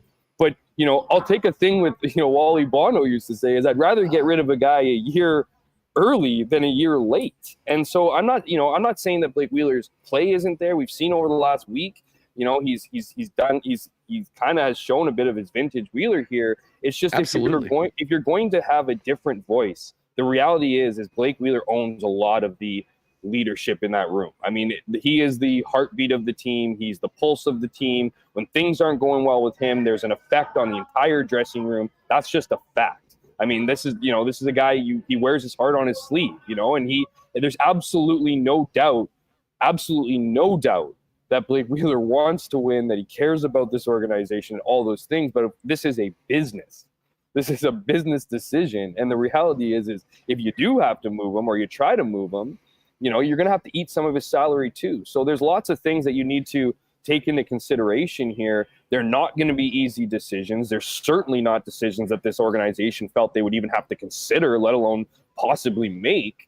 But I'll just reiterate, having appreciation for what Blake Wheeler has done and understanding, where this team needs to go in the immediate future don't need to be mutually exclusive. It's a tough one. It's a tough one for this organization. It's a tough pill to swallow. It's going to be a tough pill to swallow for fans. I mean, even look at Mark Scheifele, right? He is the first ever draft pick of this organization. This is a changing of the guard potentially in the making. And that's what, whether it's a trade deadline, whether it's the end of the year, whether it's the summer, it's going to be a fascinating few months here to see where exactly this organization goes, because if they don't turn things around miraculously by the end of April, change is on the horizon, and it has to be, because the only thing that would be worse is if nothing happened. Yeah, and you mentioned changing of the guard. I think many people saw this team, into 2017-18 and then into 2018-19, especially, with the with the line 8 month that he had in November before everything went south, and thought that at some point soon there was going to be that changing of the guard. And in a lot of ways, that can got kicked down the road with the trade of Laine for Pierre-Luc Dubois, who kind of came in as now getting his, establishing himself in the organization, but is still a very, very important player. But that changing of the guard just simply hasn't happened. And the only thing that's really significantly changed is Paul Maurice walking away. And I guess we obviously haven't seen a big bump right now in the coaching change. So, that's another massive question that, I think probably becomes a big topic into the offseason if nothing changes around. Just before we go, Jeff, and I know you got to get on that bird to get to Denver in time for the game tonight. This is a huge test for the Winnipeg Jets this evening against the Colorado Avalanche. You get Arizona on Sunday. You get the Montreal Canadiens on Tuesday. And again, you can take nothing for granted with this club. We've gone over this before. And then a game a week today at home against the Dallas Stars. Before a couple real tough games against Tampa and the New York Rangers. Do you think the Jets can keep their heads above water over the course of this next week to build on a really disappointing week, kind of have come the other way? And at least when you get out onto the road, as well as home games against these big East teams, we're still talking about a team that has a chance right now. Or, to me, this is basically coming down to these next 5 days. Well, yeah, and it's funny, Huss, because we've been saying that for the last 2 months, right? Like every time this team heads off on the road trip, it's like this is a massive piece of the road trip. Or a piece of the season. We're gonna find out what this team's made of. This is gonna drastically affect their, playoff implications, all these other things. And that's just the reality of the situation the Jets are in. So whether it's the next 5 days, whether it's the next 5 weeks, keep their head above water. They damn well have to keep their head above water or they'll drown. This is not a, you can't take anyone for granted. The Jets certainly have shown in the past some awful, performances against bad teams and ultimately losses. So, this next few games is massively important because if you don't, and here's the thing, if you don't, after tonight, and, if you can get something done tonight, if you can get a point out of tonight, I would view that as a victory. But obviously you want the 2 points. But if then you're talking about the next 3 games, you're talking about that stretch of games against, lesser opponents, if you will, and then obviously the Dallas Stars in there, a team that they're also chasing. If they don't win those games, what's to suggest that they would win any of the other games against the better teams? So, this has kind of been the storyline for the last couple months is how big this next stretch of games is and these next stretch of games is. But it all just comes back to what, players have been saying, we've been saying in the media is you need wins and you need to put together some wins. And this team needs to put together wins yesterday. So if we're talking about tomorrow, if we're talking about days from now, it doesn't really matter. This team has, whoever they're in front of, they need to get 2 points out of it. Otherwise, we're going to be having the same conversation week in and week out until ultimately they're out of the playoff race. And now we're talking about, holy smokes, what's going to happen this offseason? Are the young guys going to play? All of that kind of stuff that comes with, falling out of favor, falling out of that race. So until then, we're going to be talking about how massive these next 1 game is, 2 games, 3 games, road trips, home stands, all of that good stuff. Because right now, the reality is they're not mathematically eliminated. There's still a chance. They just need to get on track and get wins right now. Yeah, well, a big opportunities you mentioned tonight against the class of the National Hockey League, and 2 games over NHL 500 through 51 games. We knew it was going to take 14 or so games above NHL 500. So can you go 11 or 12 games over in 31 games? We'll find out in game 1 of this stretch tonight. Huss, if we're going to end on a positive note, the good news is if the Jets do end up making the playoffs, they'll be one of the hottest teams in the NHL getting into the playoffs, and who knows what could happen from there. So that will be the closing positive note on this interview. And to your point, if they actually make that happen, they probably will have had some success in big games against these Colorado Avalanche. We'll be talking about what a great series it'll be. Long way to go before we get to that convo, Jeff. I guess you'll be traveling with the Jets. Have lots of Jets coverage in the Free Press paper all week. Oh yeah, all week, and then thinking about extending my visit in Phoenix for a few days because I got a couple days off after the game. But up until through Monday, I'll have the Jets coverage. We covering this team, getting you the goods you need. Thanks, pal, for doing this. Travel safely. Appreciate it, Huss. Thanks a lot for having me on. All right, good stuff with the hammer. We will continue talking Jets heading into this weekend with games tonight in Denver and Sunday in Arizona with Murat of The Athletic in just a couple of minutes. Hey, the weekend is here. It's Friday. You know what that means. Marbles coming up in just a few minutes after we hang out with Murat. But nothing makes the weekend a little bit better than an ice-cold Little Brown Jug. And, of course, Little Brown Jug is delivering citywide today and tomorrow. So if you don't feel like leaving the house or for whatever reason you're not able to leave, you can just simply go on to littlebrownjug.ca, order that 1919, your brewed IPA, maybe the Little Brown Jug Double, or heck, get the winter variety pack for the weekend and get it delivered to your door. Otherwise, pick it up at your local beer store, your local Manitoba Liquor Mart, or best case, send on down to William Avenue, pop down into the brewery and tap room, maybe grab a pint while you're there, and you can pick up all the great Little Brown Jug offerings at the HQ on William Avenue. Again, the website for delivery in Winnipeg is littlebrownjug.ca. We sort of did a bit of a Princess Auto curling report earlier with our go-to guy for curling, Ted Wyman of the Winnipeg Sun, earlier when he joined us on the program. But we'll be getting ready for the Brier with plenty of curling coverage on Winnipeg Sports Talk when things get going in Lethbridge next Friday. Princess Auto, of course, is a family-owned business headquartered right here in Winnipeg with their national headquarters. They go coast to coast. They've got 2 locations here in Winnipeg where you'll find the best deals and the most unique assortment of tools and equipment around. Everything you need to complete the projects on your list or start something new is at Princess Auto, and you can also shop online 24/7, 365 over at princessauto.com. And with the 8 o'clock start tonight, might be a great day to reintroduce yourselves to society, a few friends. Pop on down to your local Boston Pizza Lounge and watch the game on the big screen with big sound and enjoy gourmet pizzas, Boston's wings, ice cold schooners, and so much more. And if you're staying in, you can always order the great taste of Boston Pizza to get it hot and fast to your door online at bostonpizza.com or by calling your local Boston Pizza. All right. We will have marbles coming up a little later on in the program, but right now let's welcome in our good friend Murat Atesh, who unfortunately is the latest addition to the list. How are you doing, my friend? It's been a crazy 24, 48 hours for you, I bet.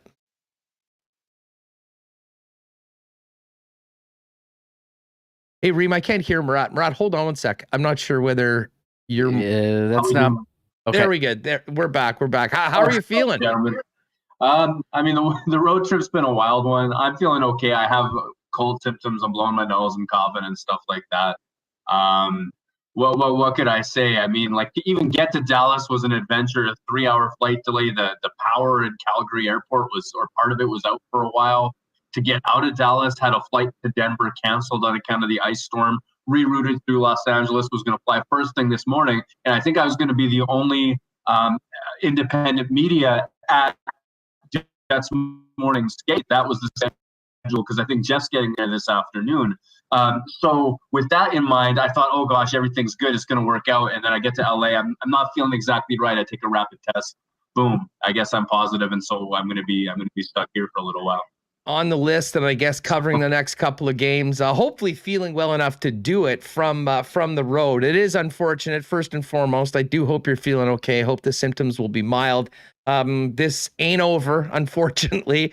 And, but again, vaccinated, and hopefully you'll have, that will help you get through this over the next little while. Well, with all of that in mind, first and foremost, we're caring about you. What have you seen so far this road trip? There is a lot at stake on the line for the Winnipeg Jets. And, that game in Calgary was such a heartbreaker the way it ended in the final minute. And then there the Jets were with a 1-goal lead in the third period of a game they absolutely had to have. And it doesn't go their way, and they don't even get the 2 points in the extra frame. I mean, going into tonight, where do you've been around the club? I mean, I asked Jeff this earlier. I mean, just the mood of the team and how much they're going to need to be a resilient bunch as they go up against the class of the NHL tonight in a game that they absolutely need to have. I mean, that's the reality of it, isn't it? I mean, the Jets to me right now are, I don't want to say shell-shocked bunch. I do want to say that I don't see a team-wide confidence from the group. And that comes despite the fact, they say they play a good game. They make one mistake in Calgary, it goes into the back of their net, and they lose the game with 46 seconds left. That's tough. And you know what? Winnipeg did play a pretty good game against Calgary. Defensively, structurally sound. The effort level is there. This team hasn't quit. There are things that you can say that you like. Go into Dallas as well, and certainly it's yet more heartbreak kind of towards the end of the game.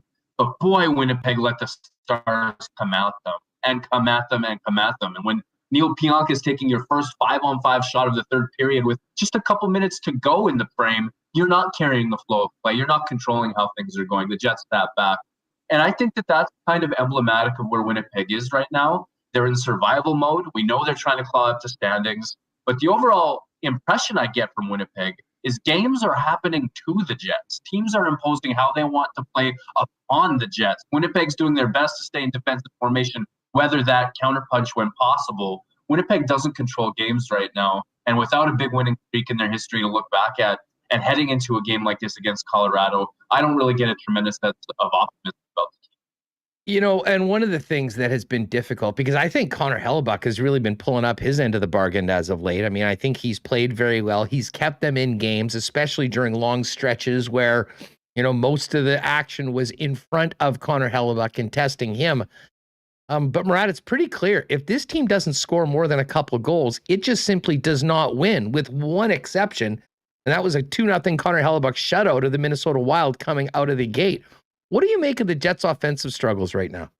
Yeah, I want to talk about that. So if you look at their homestand immediately coming out of the break and this flurry of wins that suddenly redeem their playoff hopes and sort of bump them up within a few points, and you're looking at games in hand and thinking, hey, a few more games like this and they're going to be right there in the mix.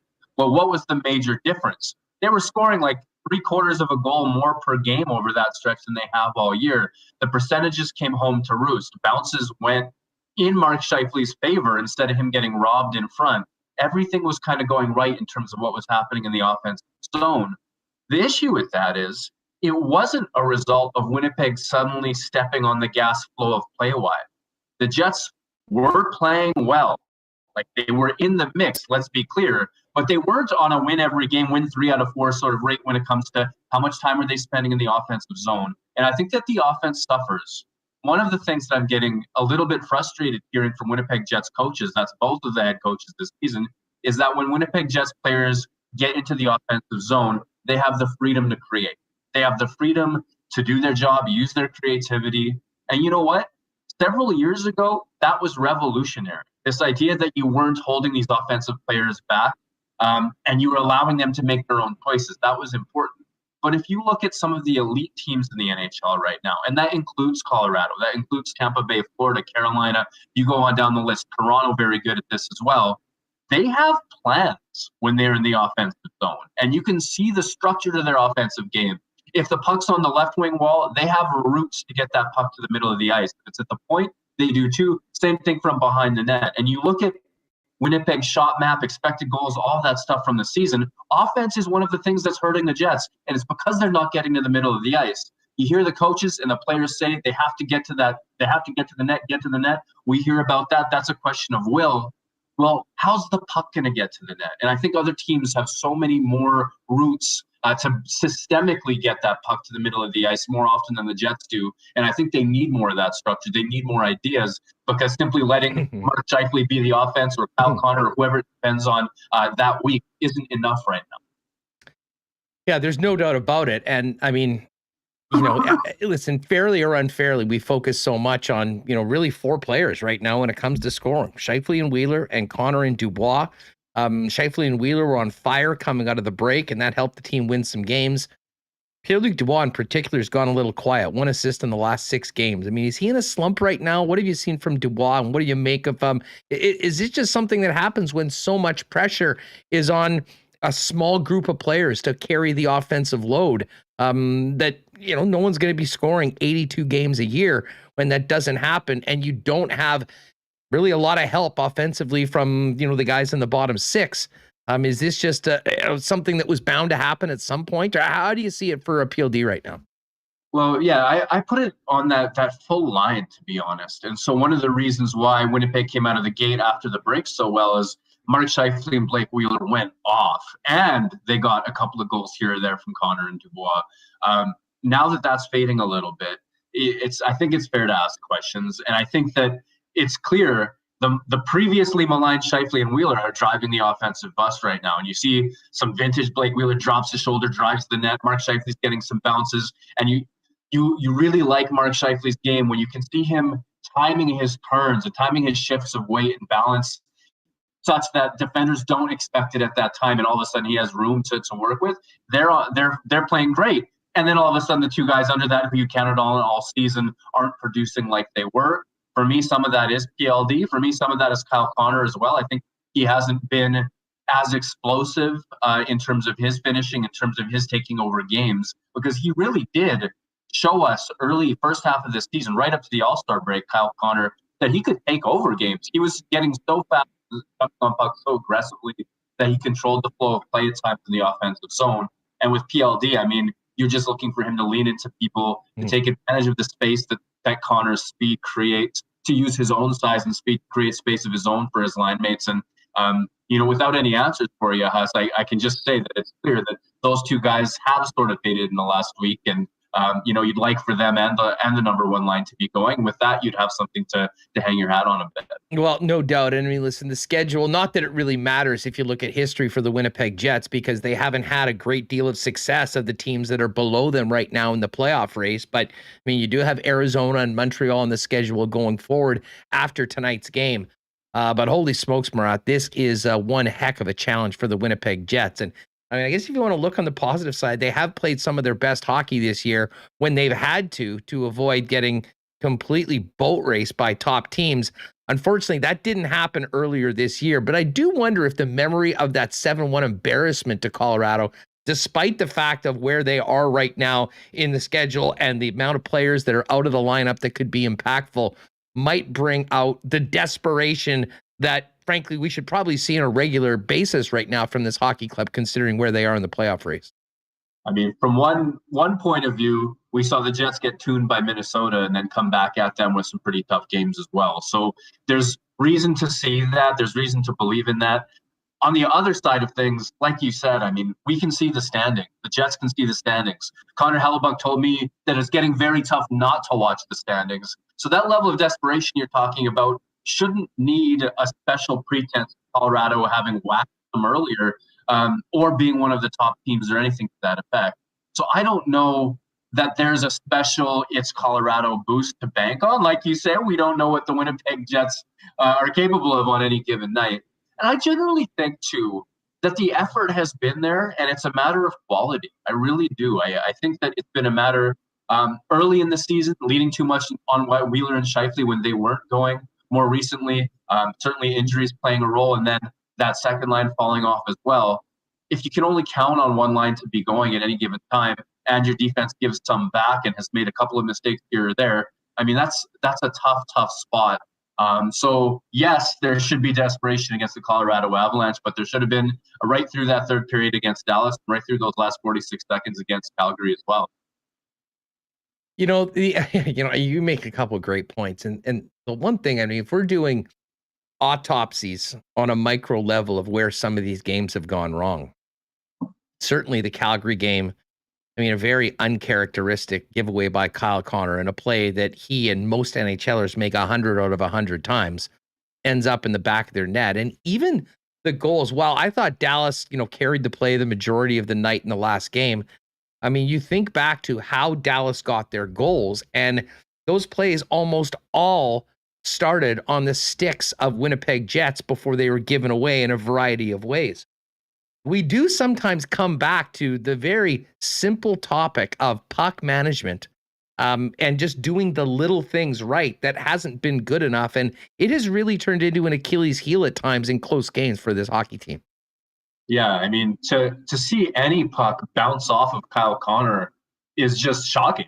I mean, he handles the puck well. This is his bread and butter. And so I know the pass was a little bit of an aerial. It wasn't perfect, but it's the kind of play that Kyle Connor made. And to have that puck bounce into the Jet zone, trouble. Neil Pionk giving that puck away at the blue line on the power play against Dallas. I mean, his brain had one thought, his hands had a different thought. Things got confused. All of a sudden, there's a rush going the other way. So they are getting buried at times for the mistakes that they make when they start with the puck on their stick. Even that 3-on-3 goal, that highlight reel goal that Denis Gurianov gets his stick on at the end, is a 3-on-3 rush that Winnipeg more or less has contained. Dallas is playing in transition. Winnipeg's getting back. Mark Scheifele's doing his best to hustle. Nate Schmidt's doing his best to hustle. Nate Beaulieu as well. Beaulieu can't get the pass clearance. Schmidt's a little bit too high to stop the pass as well, too high in his lane. Scheifele is not quite on it enough to stop that play. And that's a play that started in the offensive zone. And that's with guys skating back relatively hard. So these are the issues. At the same time, though, I mean, if Winnipeg's only giving up a couple of goals here or there, the story used to be that their offense would take over games. And I know they're missing Nick Ehlers. He's, in the league's top 20 for goals at 5-on-5 over the last few years. Kyle Connor's even higher than that. He's one of the top players. And just over this last little while, he's kind of come off it on that front. Traditionally, Winnipeg should be able to get that done. And so when the Stars are scoring, the Checkers aren't. When the Checkers are scoring, the Stars aren't. When the Stars aren't playing defense, well, the Dallas Stars are scoring goals and taking over the game. So I think that there's enough flaws that we're getting a little bit of everything contributing to Winnipeg's downfall. Murat, you mentioned Nate Beaulieu. I mean, he hadn't played for a while. He came in the last game. I was very surprised, to be honest. We talked about it on the program that the coach made that decision to go in, and obviously it didn't end up helping the team get 2 points. And in fact, it was problematic on that goal in particular, although some would say Nate Schmidt was doing too much. Regardless, do you think that Stanley goes back in tonight? And what do you think was behind that? Was this just a matter of maybe getting a veteran player in to, I don't know, try and calm things down a little bit? Because, I mean, I think most people we've seen so far, and we can have a conversation about Ville Heinola and Logan Stanley all day as to who makes the most sense to be in the lineup. But I think most observers would say that you're probably better off with either of those guys over Nate Beaulieu, who does a lot of great things, is a great teammate, but doesn't really bring the entire toolbox that you really need in an NHL defenseman at this point, if you have better options. Well, yeah, I mean, in the macro, in the zoomed out sense, I completely agree with that. And even right before that goal that Gurianov scored, that was such a highlight reel goal. The last time that the puck was in Winnipeg zone, Gurianov was walking Nathan Beaulieu into the middle of the ice and then getting a highlight reel chance that Connor Hellebuck saved because he was having a heck of a night. So you can see him get exposed. And if you're asking me, what's the order that those three guys play in? Whatever my argument is, I think Nate Beaulieu is behind both Heinola and Stanley. I will say that the Stanley and Schmidt pairing had a rough night in Calgary. That second period against Calgary was rough. They were beaten not just for goals necessarily, but for chances in high volume. And Stanley was part of that. I haven't particularly rated his game since he's come back from injury, even though I would rate his game ahead of Nathan Beaulieu's on a day-to-day level. So does he come back? I think a short stay in that press box should be all it takes to get Stanley back. I have to tell you, I was confirming my rapid test with the PCR test this morning. I missed morning skate. News out of that, I'm not sure what that lineup decision is, if Dave Lowry specifically commented or not. But I do think the argument should be Stanley goes back in. He has had more success than Nathan Beaulieu. And Ville Heinola, well, he'll continue to start for the Moose. Yeah, just an update on that. Mitch Clinton, who of course is really the only guy on hands on deck and working for the club, just put something out at NHL.com talking about the morning skate. No line rushes, so really no information. We'll have to pay attention to warm up to see the way it looks. But again, I mean, we can sit here talking about the sixth defenseman. I'm not sure whether that's going to be the make or break on whether the Jets can beat the Colorado Avalanche. I mean, it's going to take pretty much every guy in that locker room to raise their level of play because they're going into a hornet's nest right now against a team that has proven themselves to be the class of the league, Murat. And this This one, a little tougher than most, but as we said before, they have risen to the occasion and played well. And I love the example of the Minnesota games because, that beatdown earlier in the year, I think really stuck in the craws of the Winnipeg Jets. And, to their credit, they were ready for Minnesota on 2 occasions coming out of the break. Unfortunately, we just haven't seen enough of that as consistently. And, of course, that's been a common refrain when it comes to following this team through 51 games. Yeah, consistency is a real thing. The idea that getting something right every time or practicing something until you get it right 10 out of 10 times, as opposed to practicing it until you've figured it out the one time, that's a huge difference. You ask Blake Wheeler what has led to his success in the NHL. It's doing the same thing over and over and over again with consistency. Like there's a certain sense of consistency that goes with elite. At the same time, I honestly think, Huss, that we have overused that word I think that it's become a euphemism for a whole bunch of different things. Teams that win consistently are good at a lot of different things. Their special teams work, their goaltending plays well, they're good at 5-on-5, or some of those elements are so elite that they compensate for the other things.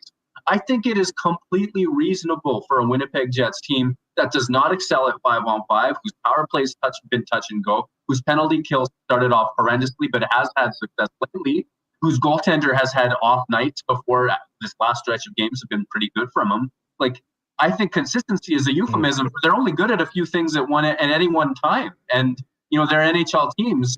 There are a lot of NHL teams in that boat. So they'll win some, they'll lose some. And the true greats, they have a lot of strengths like Colorado, kind of across all of those different elements. So they might face injuries, but there's so many other things that go well for them or that they do well, that the quality is high. So I think if you're flipping a 50% coin, you're going to see wins and losses, and it's those elite teams that are just that so much better than that. Consistency is kind of a sore spot with me right now, is the word I got to say.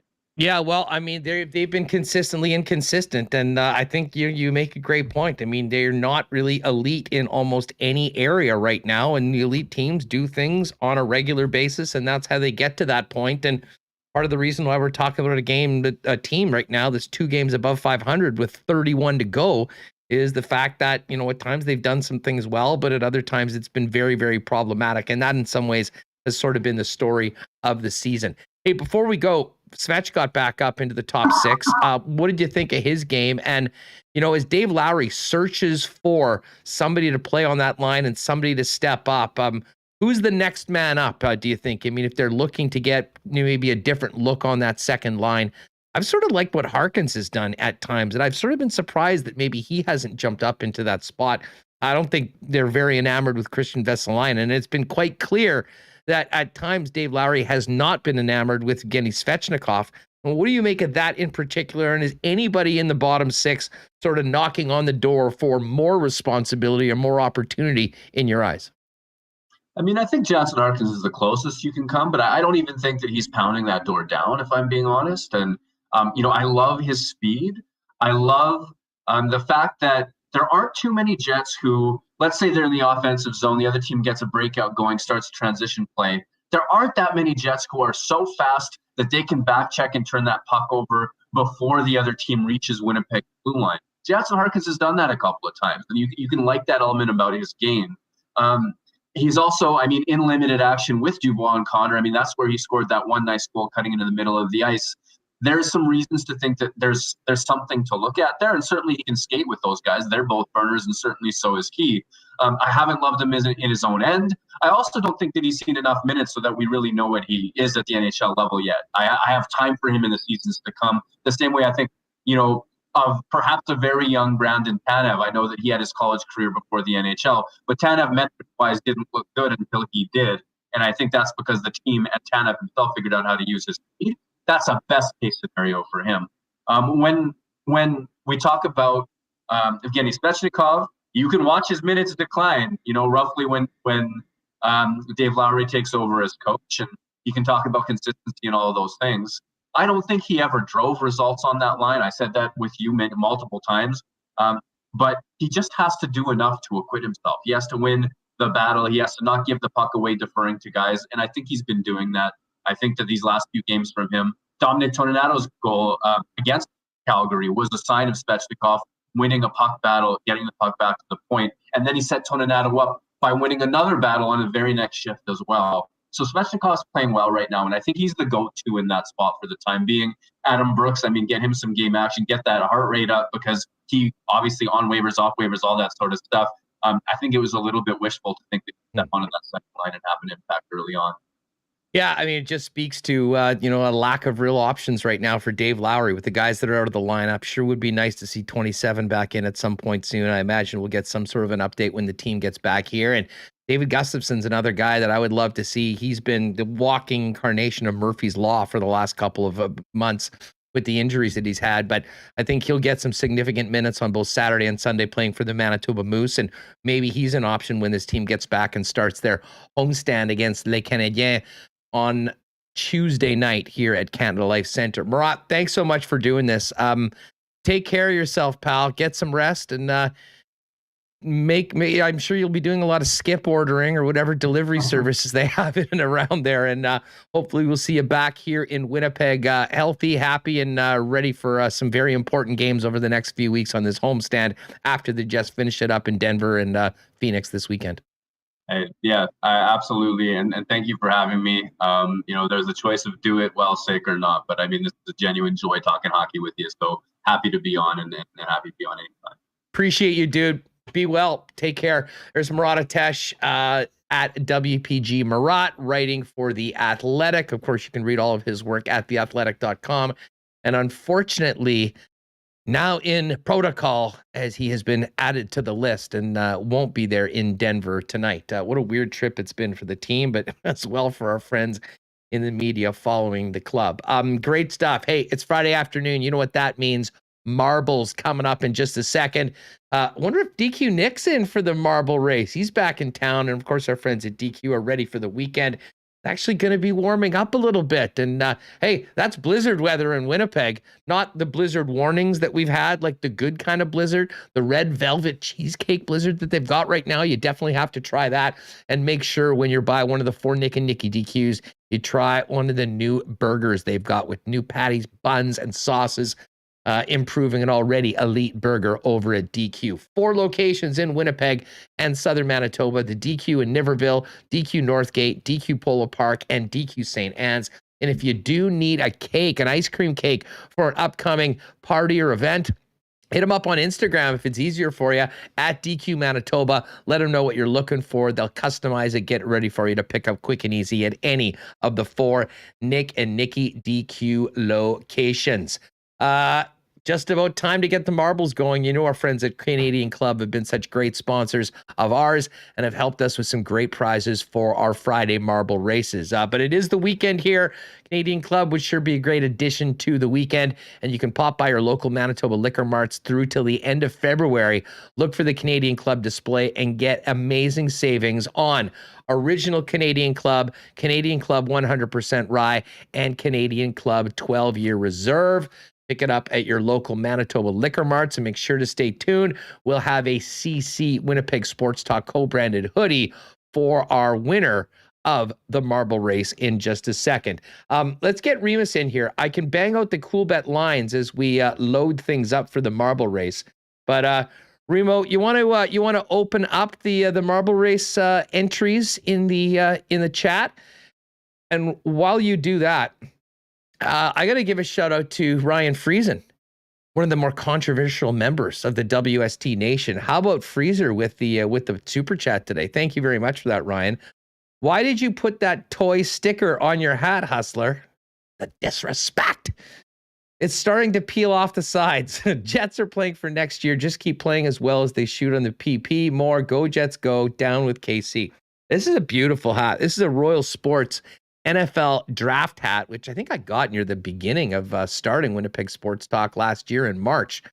So I do appreciate it. And Ryan, while Remis gets the marbles going, I do wonder if you got my note. I know you'd been making many comments about this Flames bet that you're referring to. I have to admit, I'm not always able to follow the chat during the interviews.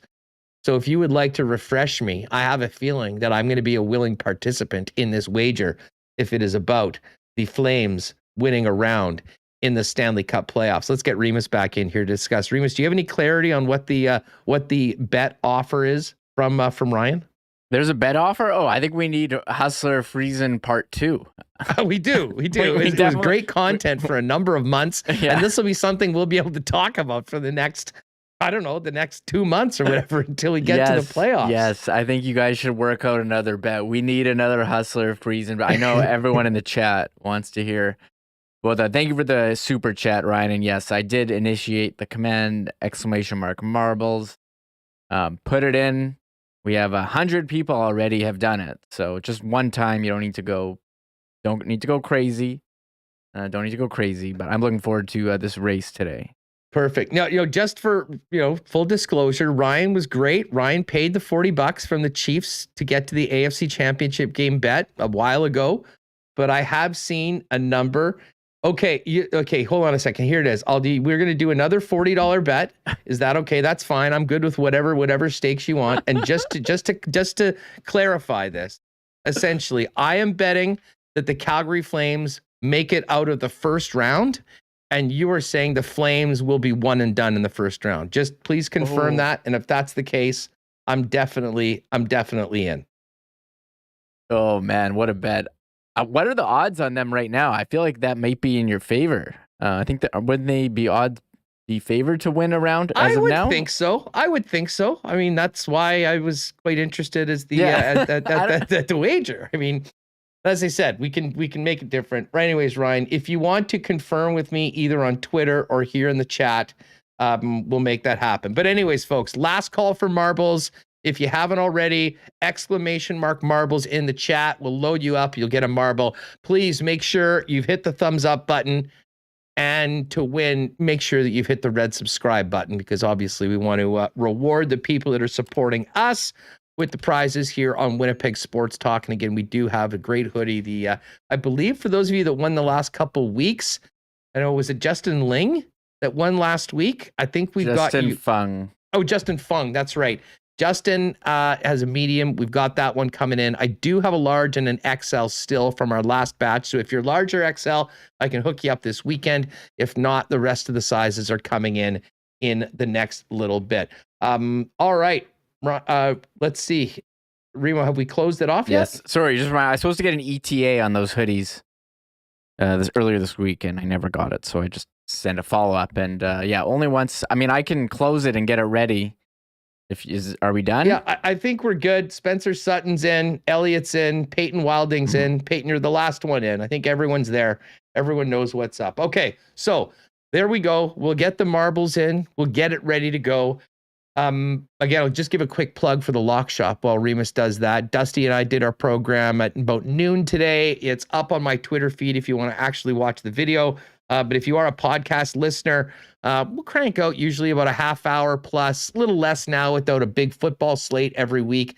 But we've got picks for the hockey tonight. And if you do like curling and you want to bet the Briar, kind of went into a number of futures that I like, and they're all up right now at coolbet.com. Of course, if you haven't played a cool bet before, use the promo code WST on your first deposit. You will get a 100% deposit up to $200. And speaking of the odds tonight for the Coolbet Lines, where are the Jets at right now? Oh, geez, it's up to plus 235. So if you think the Jets can shock the Avalanche tonight, there's some money to be made on that Winnipeg Jets money line of plus 235. Avalanche sounds like Nate McKinnon's back in the lineup, minus 286, the favorite. And we really don't have any information from the morning skate today. But I do think that the lineup will look very similar to the one in Dallas. Wouldn't be surprised if Logan Stanley got back in. We expect Connor Hellebuck to be in for such a big game for the Winnipeg Jets. Puck drop again, 8 p.m. tonight. Other games on the docket. Patrik Laine is red hot. Blue Jackets are red hot, beating the Florida Panthers. They're into Carolina. They're big underdogs again. Plus 255 underdogs. And let's just take a quick look at what Laine's number is for player goals tonight. Laine, that's gone down a little bit since we did the lock shop. Plus 158 to score tonight. And I'll give a cheers to the Pope and Mitch WHT and a number of your other listeners that jumped on that Laine over total for his goals in the season. We thought that might be in jeopardy with the amount of time that he missed earlier. Not so. He's on one of his signature heaters, scoring pretty much every night.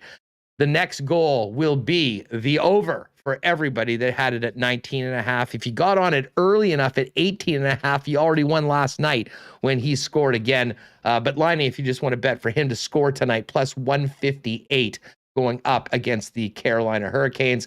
And the over on that game, over 6.5, which is a big total, minus 132. That's about the highest number we've seen and the lowest odds on it over at 6.5 all season long. Other games tonight, Blues massive favorites at home against the struggling Sabres, minus 323 for St. Louis, and minus 130 on the puck line, although Buffalo's lost their last 4 by 2 or more. Devils in taking on the Blackhawks. Devils had their big win last night, and Chicago, that was minus 141 earlier. It's now minus 119. I like the Blackhawks to win this game after the Devils played last night, but maybe there's been some roster moves or a goalie start that is freaking some people out. Anyways, Devils just north of even money, plus 101. We mentioned the Jets-Avs number.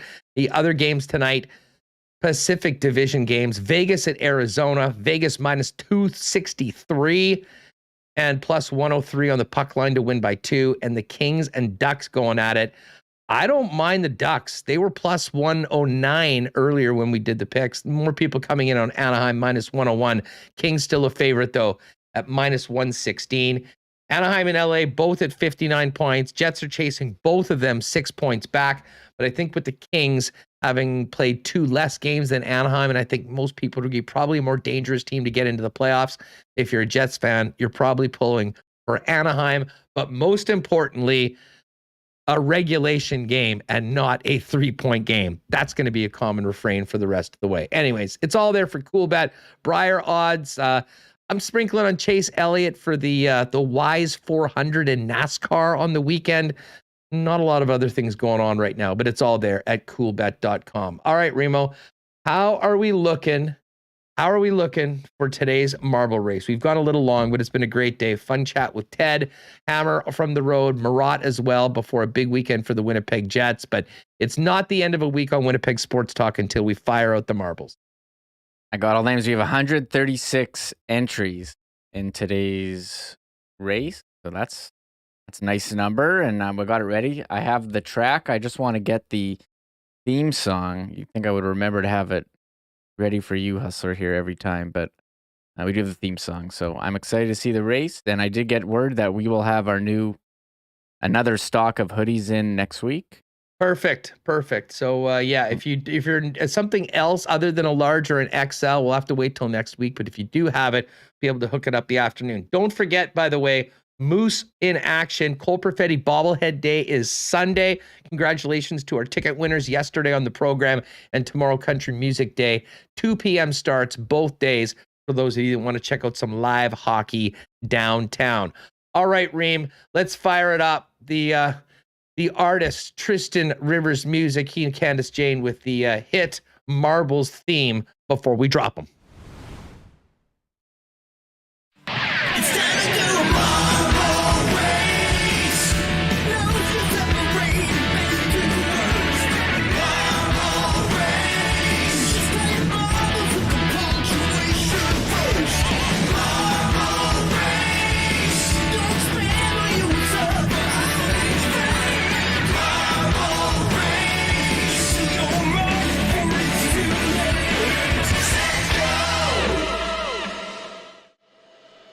Yeah, I know it's not Valentine's Day this week. It was last week. But this track is called Love is in the Air. Oh. Somehow I missed it last week, so. I like it. I like it a lot. Now, hey, just before we drop them, I want to give a big thanks to Josh Vatsnall, who before last week's show sent us over the marble race standings. As we finish up a year, we'll do a full report at the end of year one. And this doesn't count Justin Fung's win last week. But we do have, and the points awarded were 1 point for first place, 3 points for first, 2 for second, and 1 for third. And right now, a 3-way tie amongst Eric Jorlifson, Doug Zapp, and Greg M, who both have a first and both have a second. We've got four of our listeners that have 4 points. BA Split and Jet Oil Tom both have a win and a third. And Jeff Kabilis and Rob Mahoney have 2 second places. And then a number of one-time winners, Paper Ninja, Colin Jensen, Dan Reimer, Dan Jets fan, Joey Panku. We could go down. Candace Jane was a winner. Les Thompson, Sponge MC, Stixer, Larry the Sports Guy, Gitch Liska, former winner as well. I know Joey Panks and Gitch were talking about having Marbles Championship jackets made. That's a great idea. But anyways, we're still waiting for the first ever 2-time winner. I'm not sure whether it'll happen this year. Maybe it happens today. Remis, this is the Love is in the Air track. Am I just hitting go or what? I think we should. Let's fire it up, folks, after another great week on Winnipeg Sports Talk. Good luck to everyone. Drop them. All right, here we go. Always go. Starting off with this Plinko-like thing. It's a little bit of a Plinko. Jay Miller out of the gates first. We see Running Man in the mix. I see Derek Schmidt. Oh, Pretty and Pionk.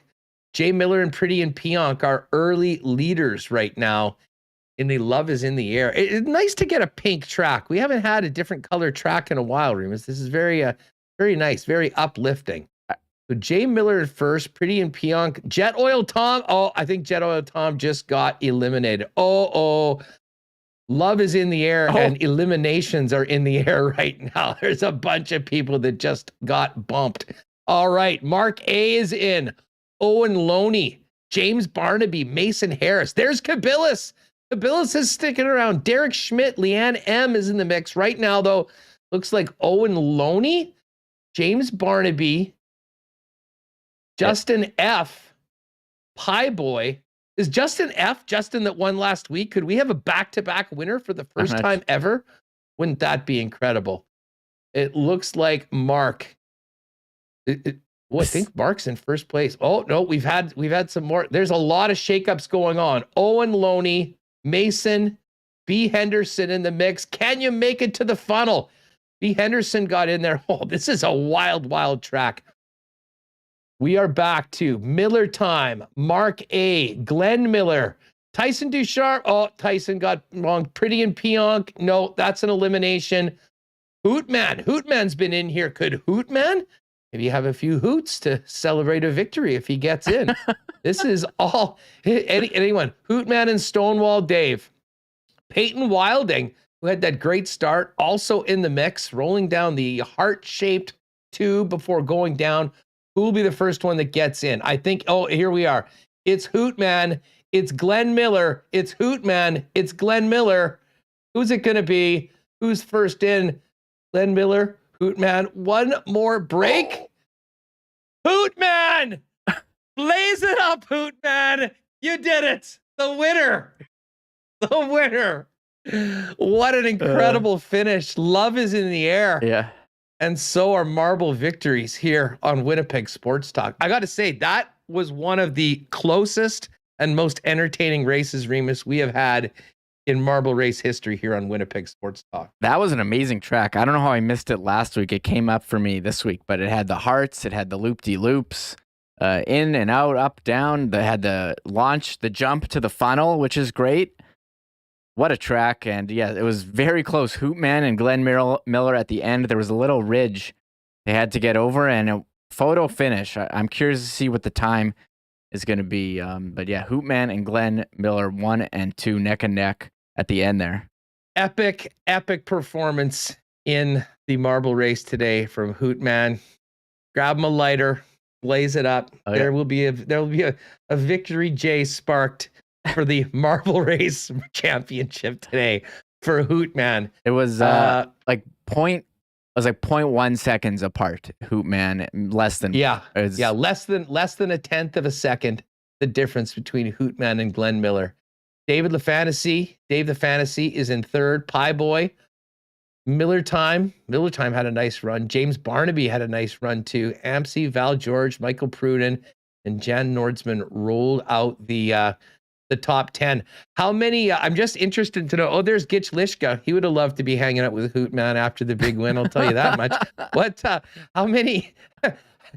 How many people got DQ'd or got thrown over the top, as it were, to use our chat parlance?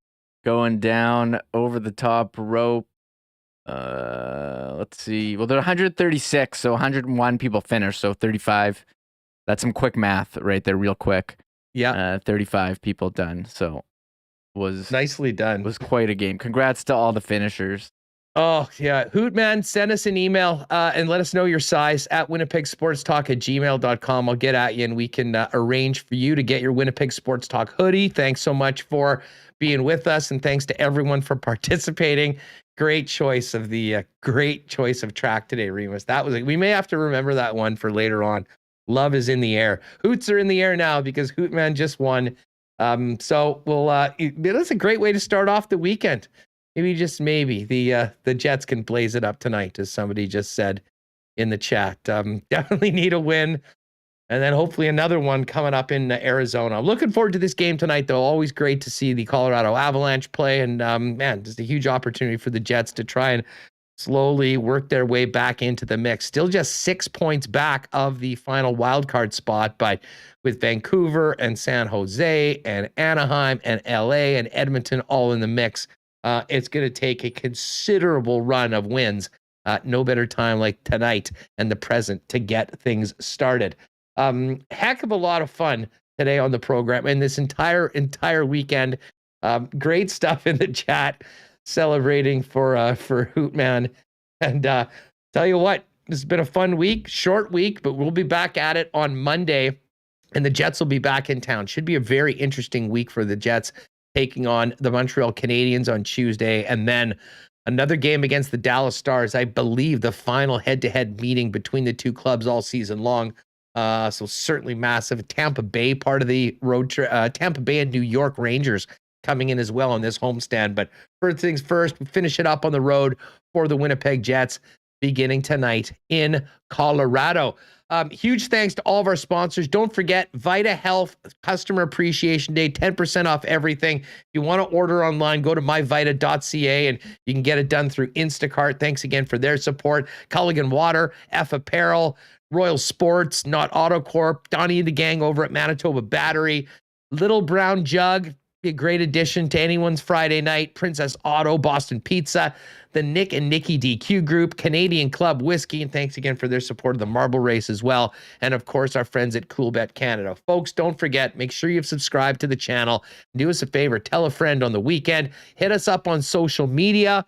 Follow us on TikTok as well if you're there, Instagram, Facebook, Twitter at Sports Talk WPG, cranking out some more content through there.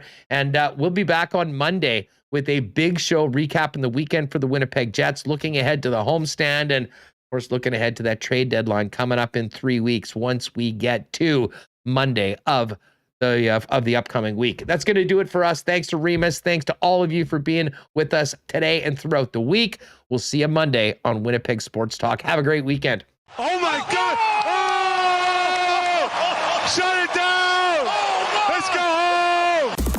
Thanks for tuning in to Winnipeg Sports Talk Daily. Make sure to subscribe on YouTube and your favorite podcast feed at winnipegsportstalk.com.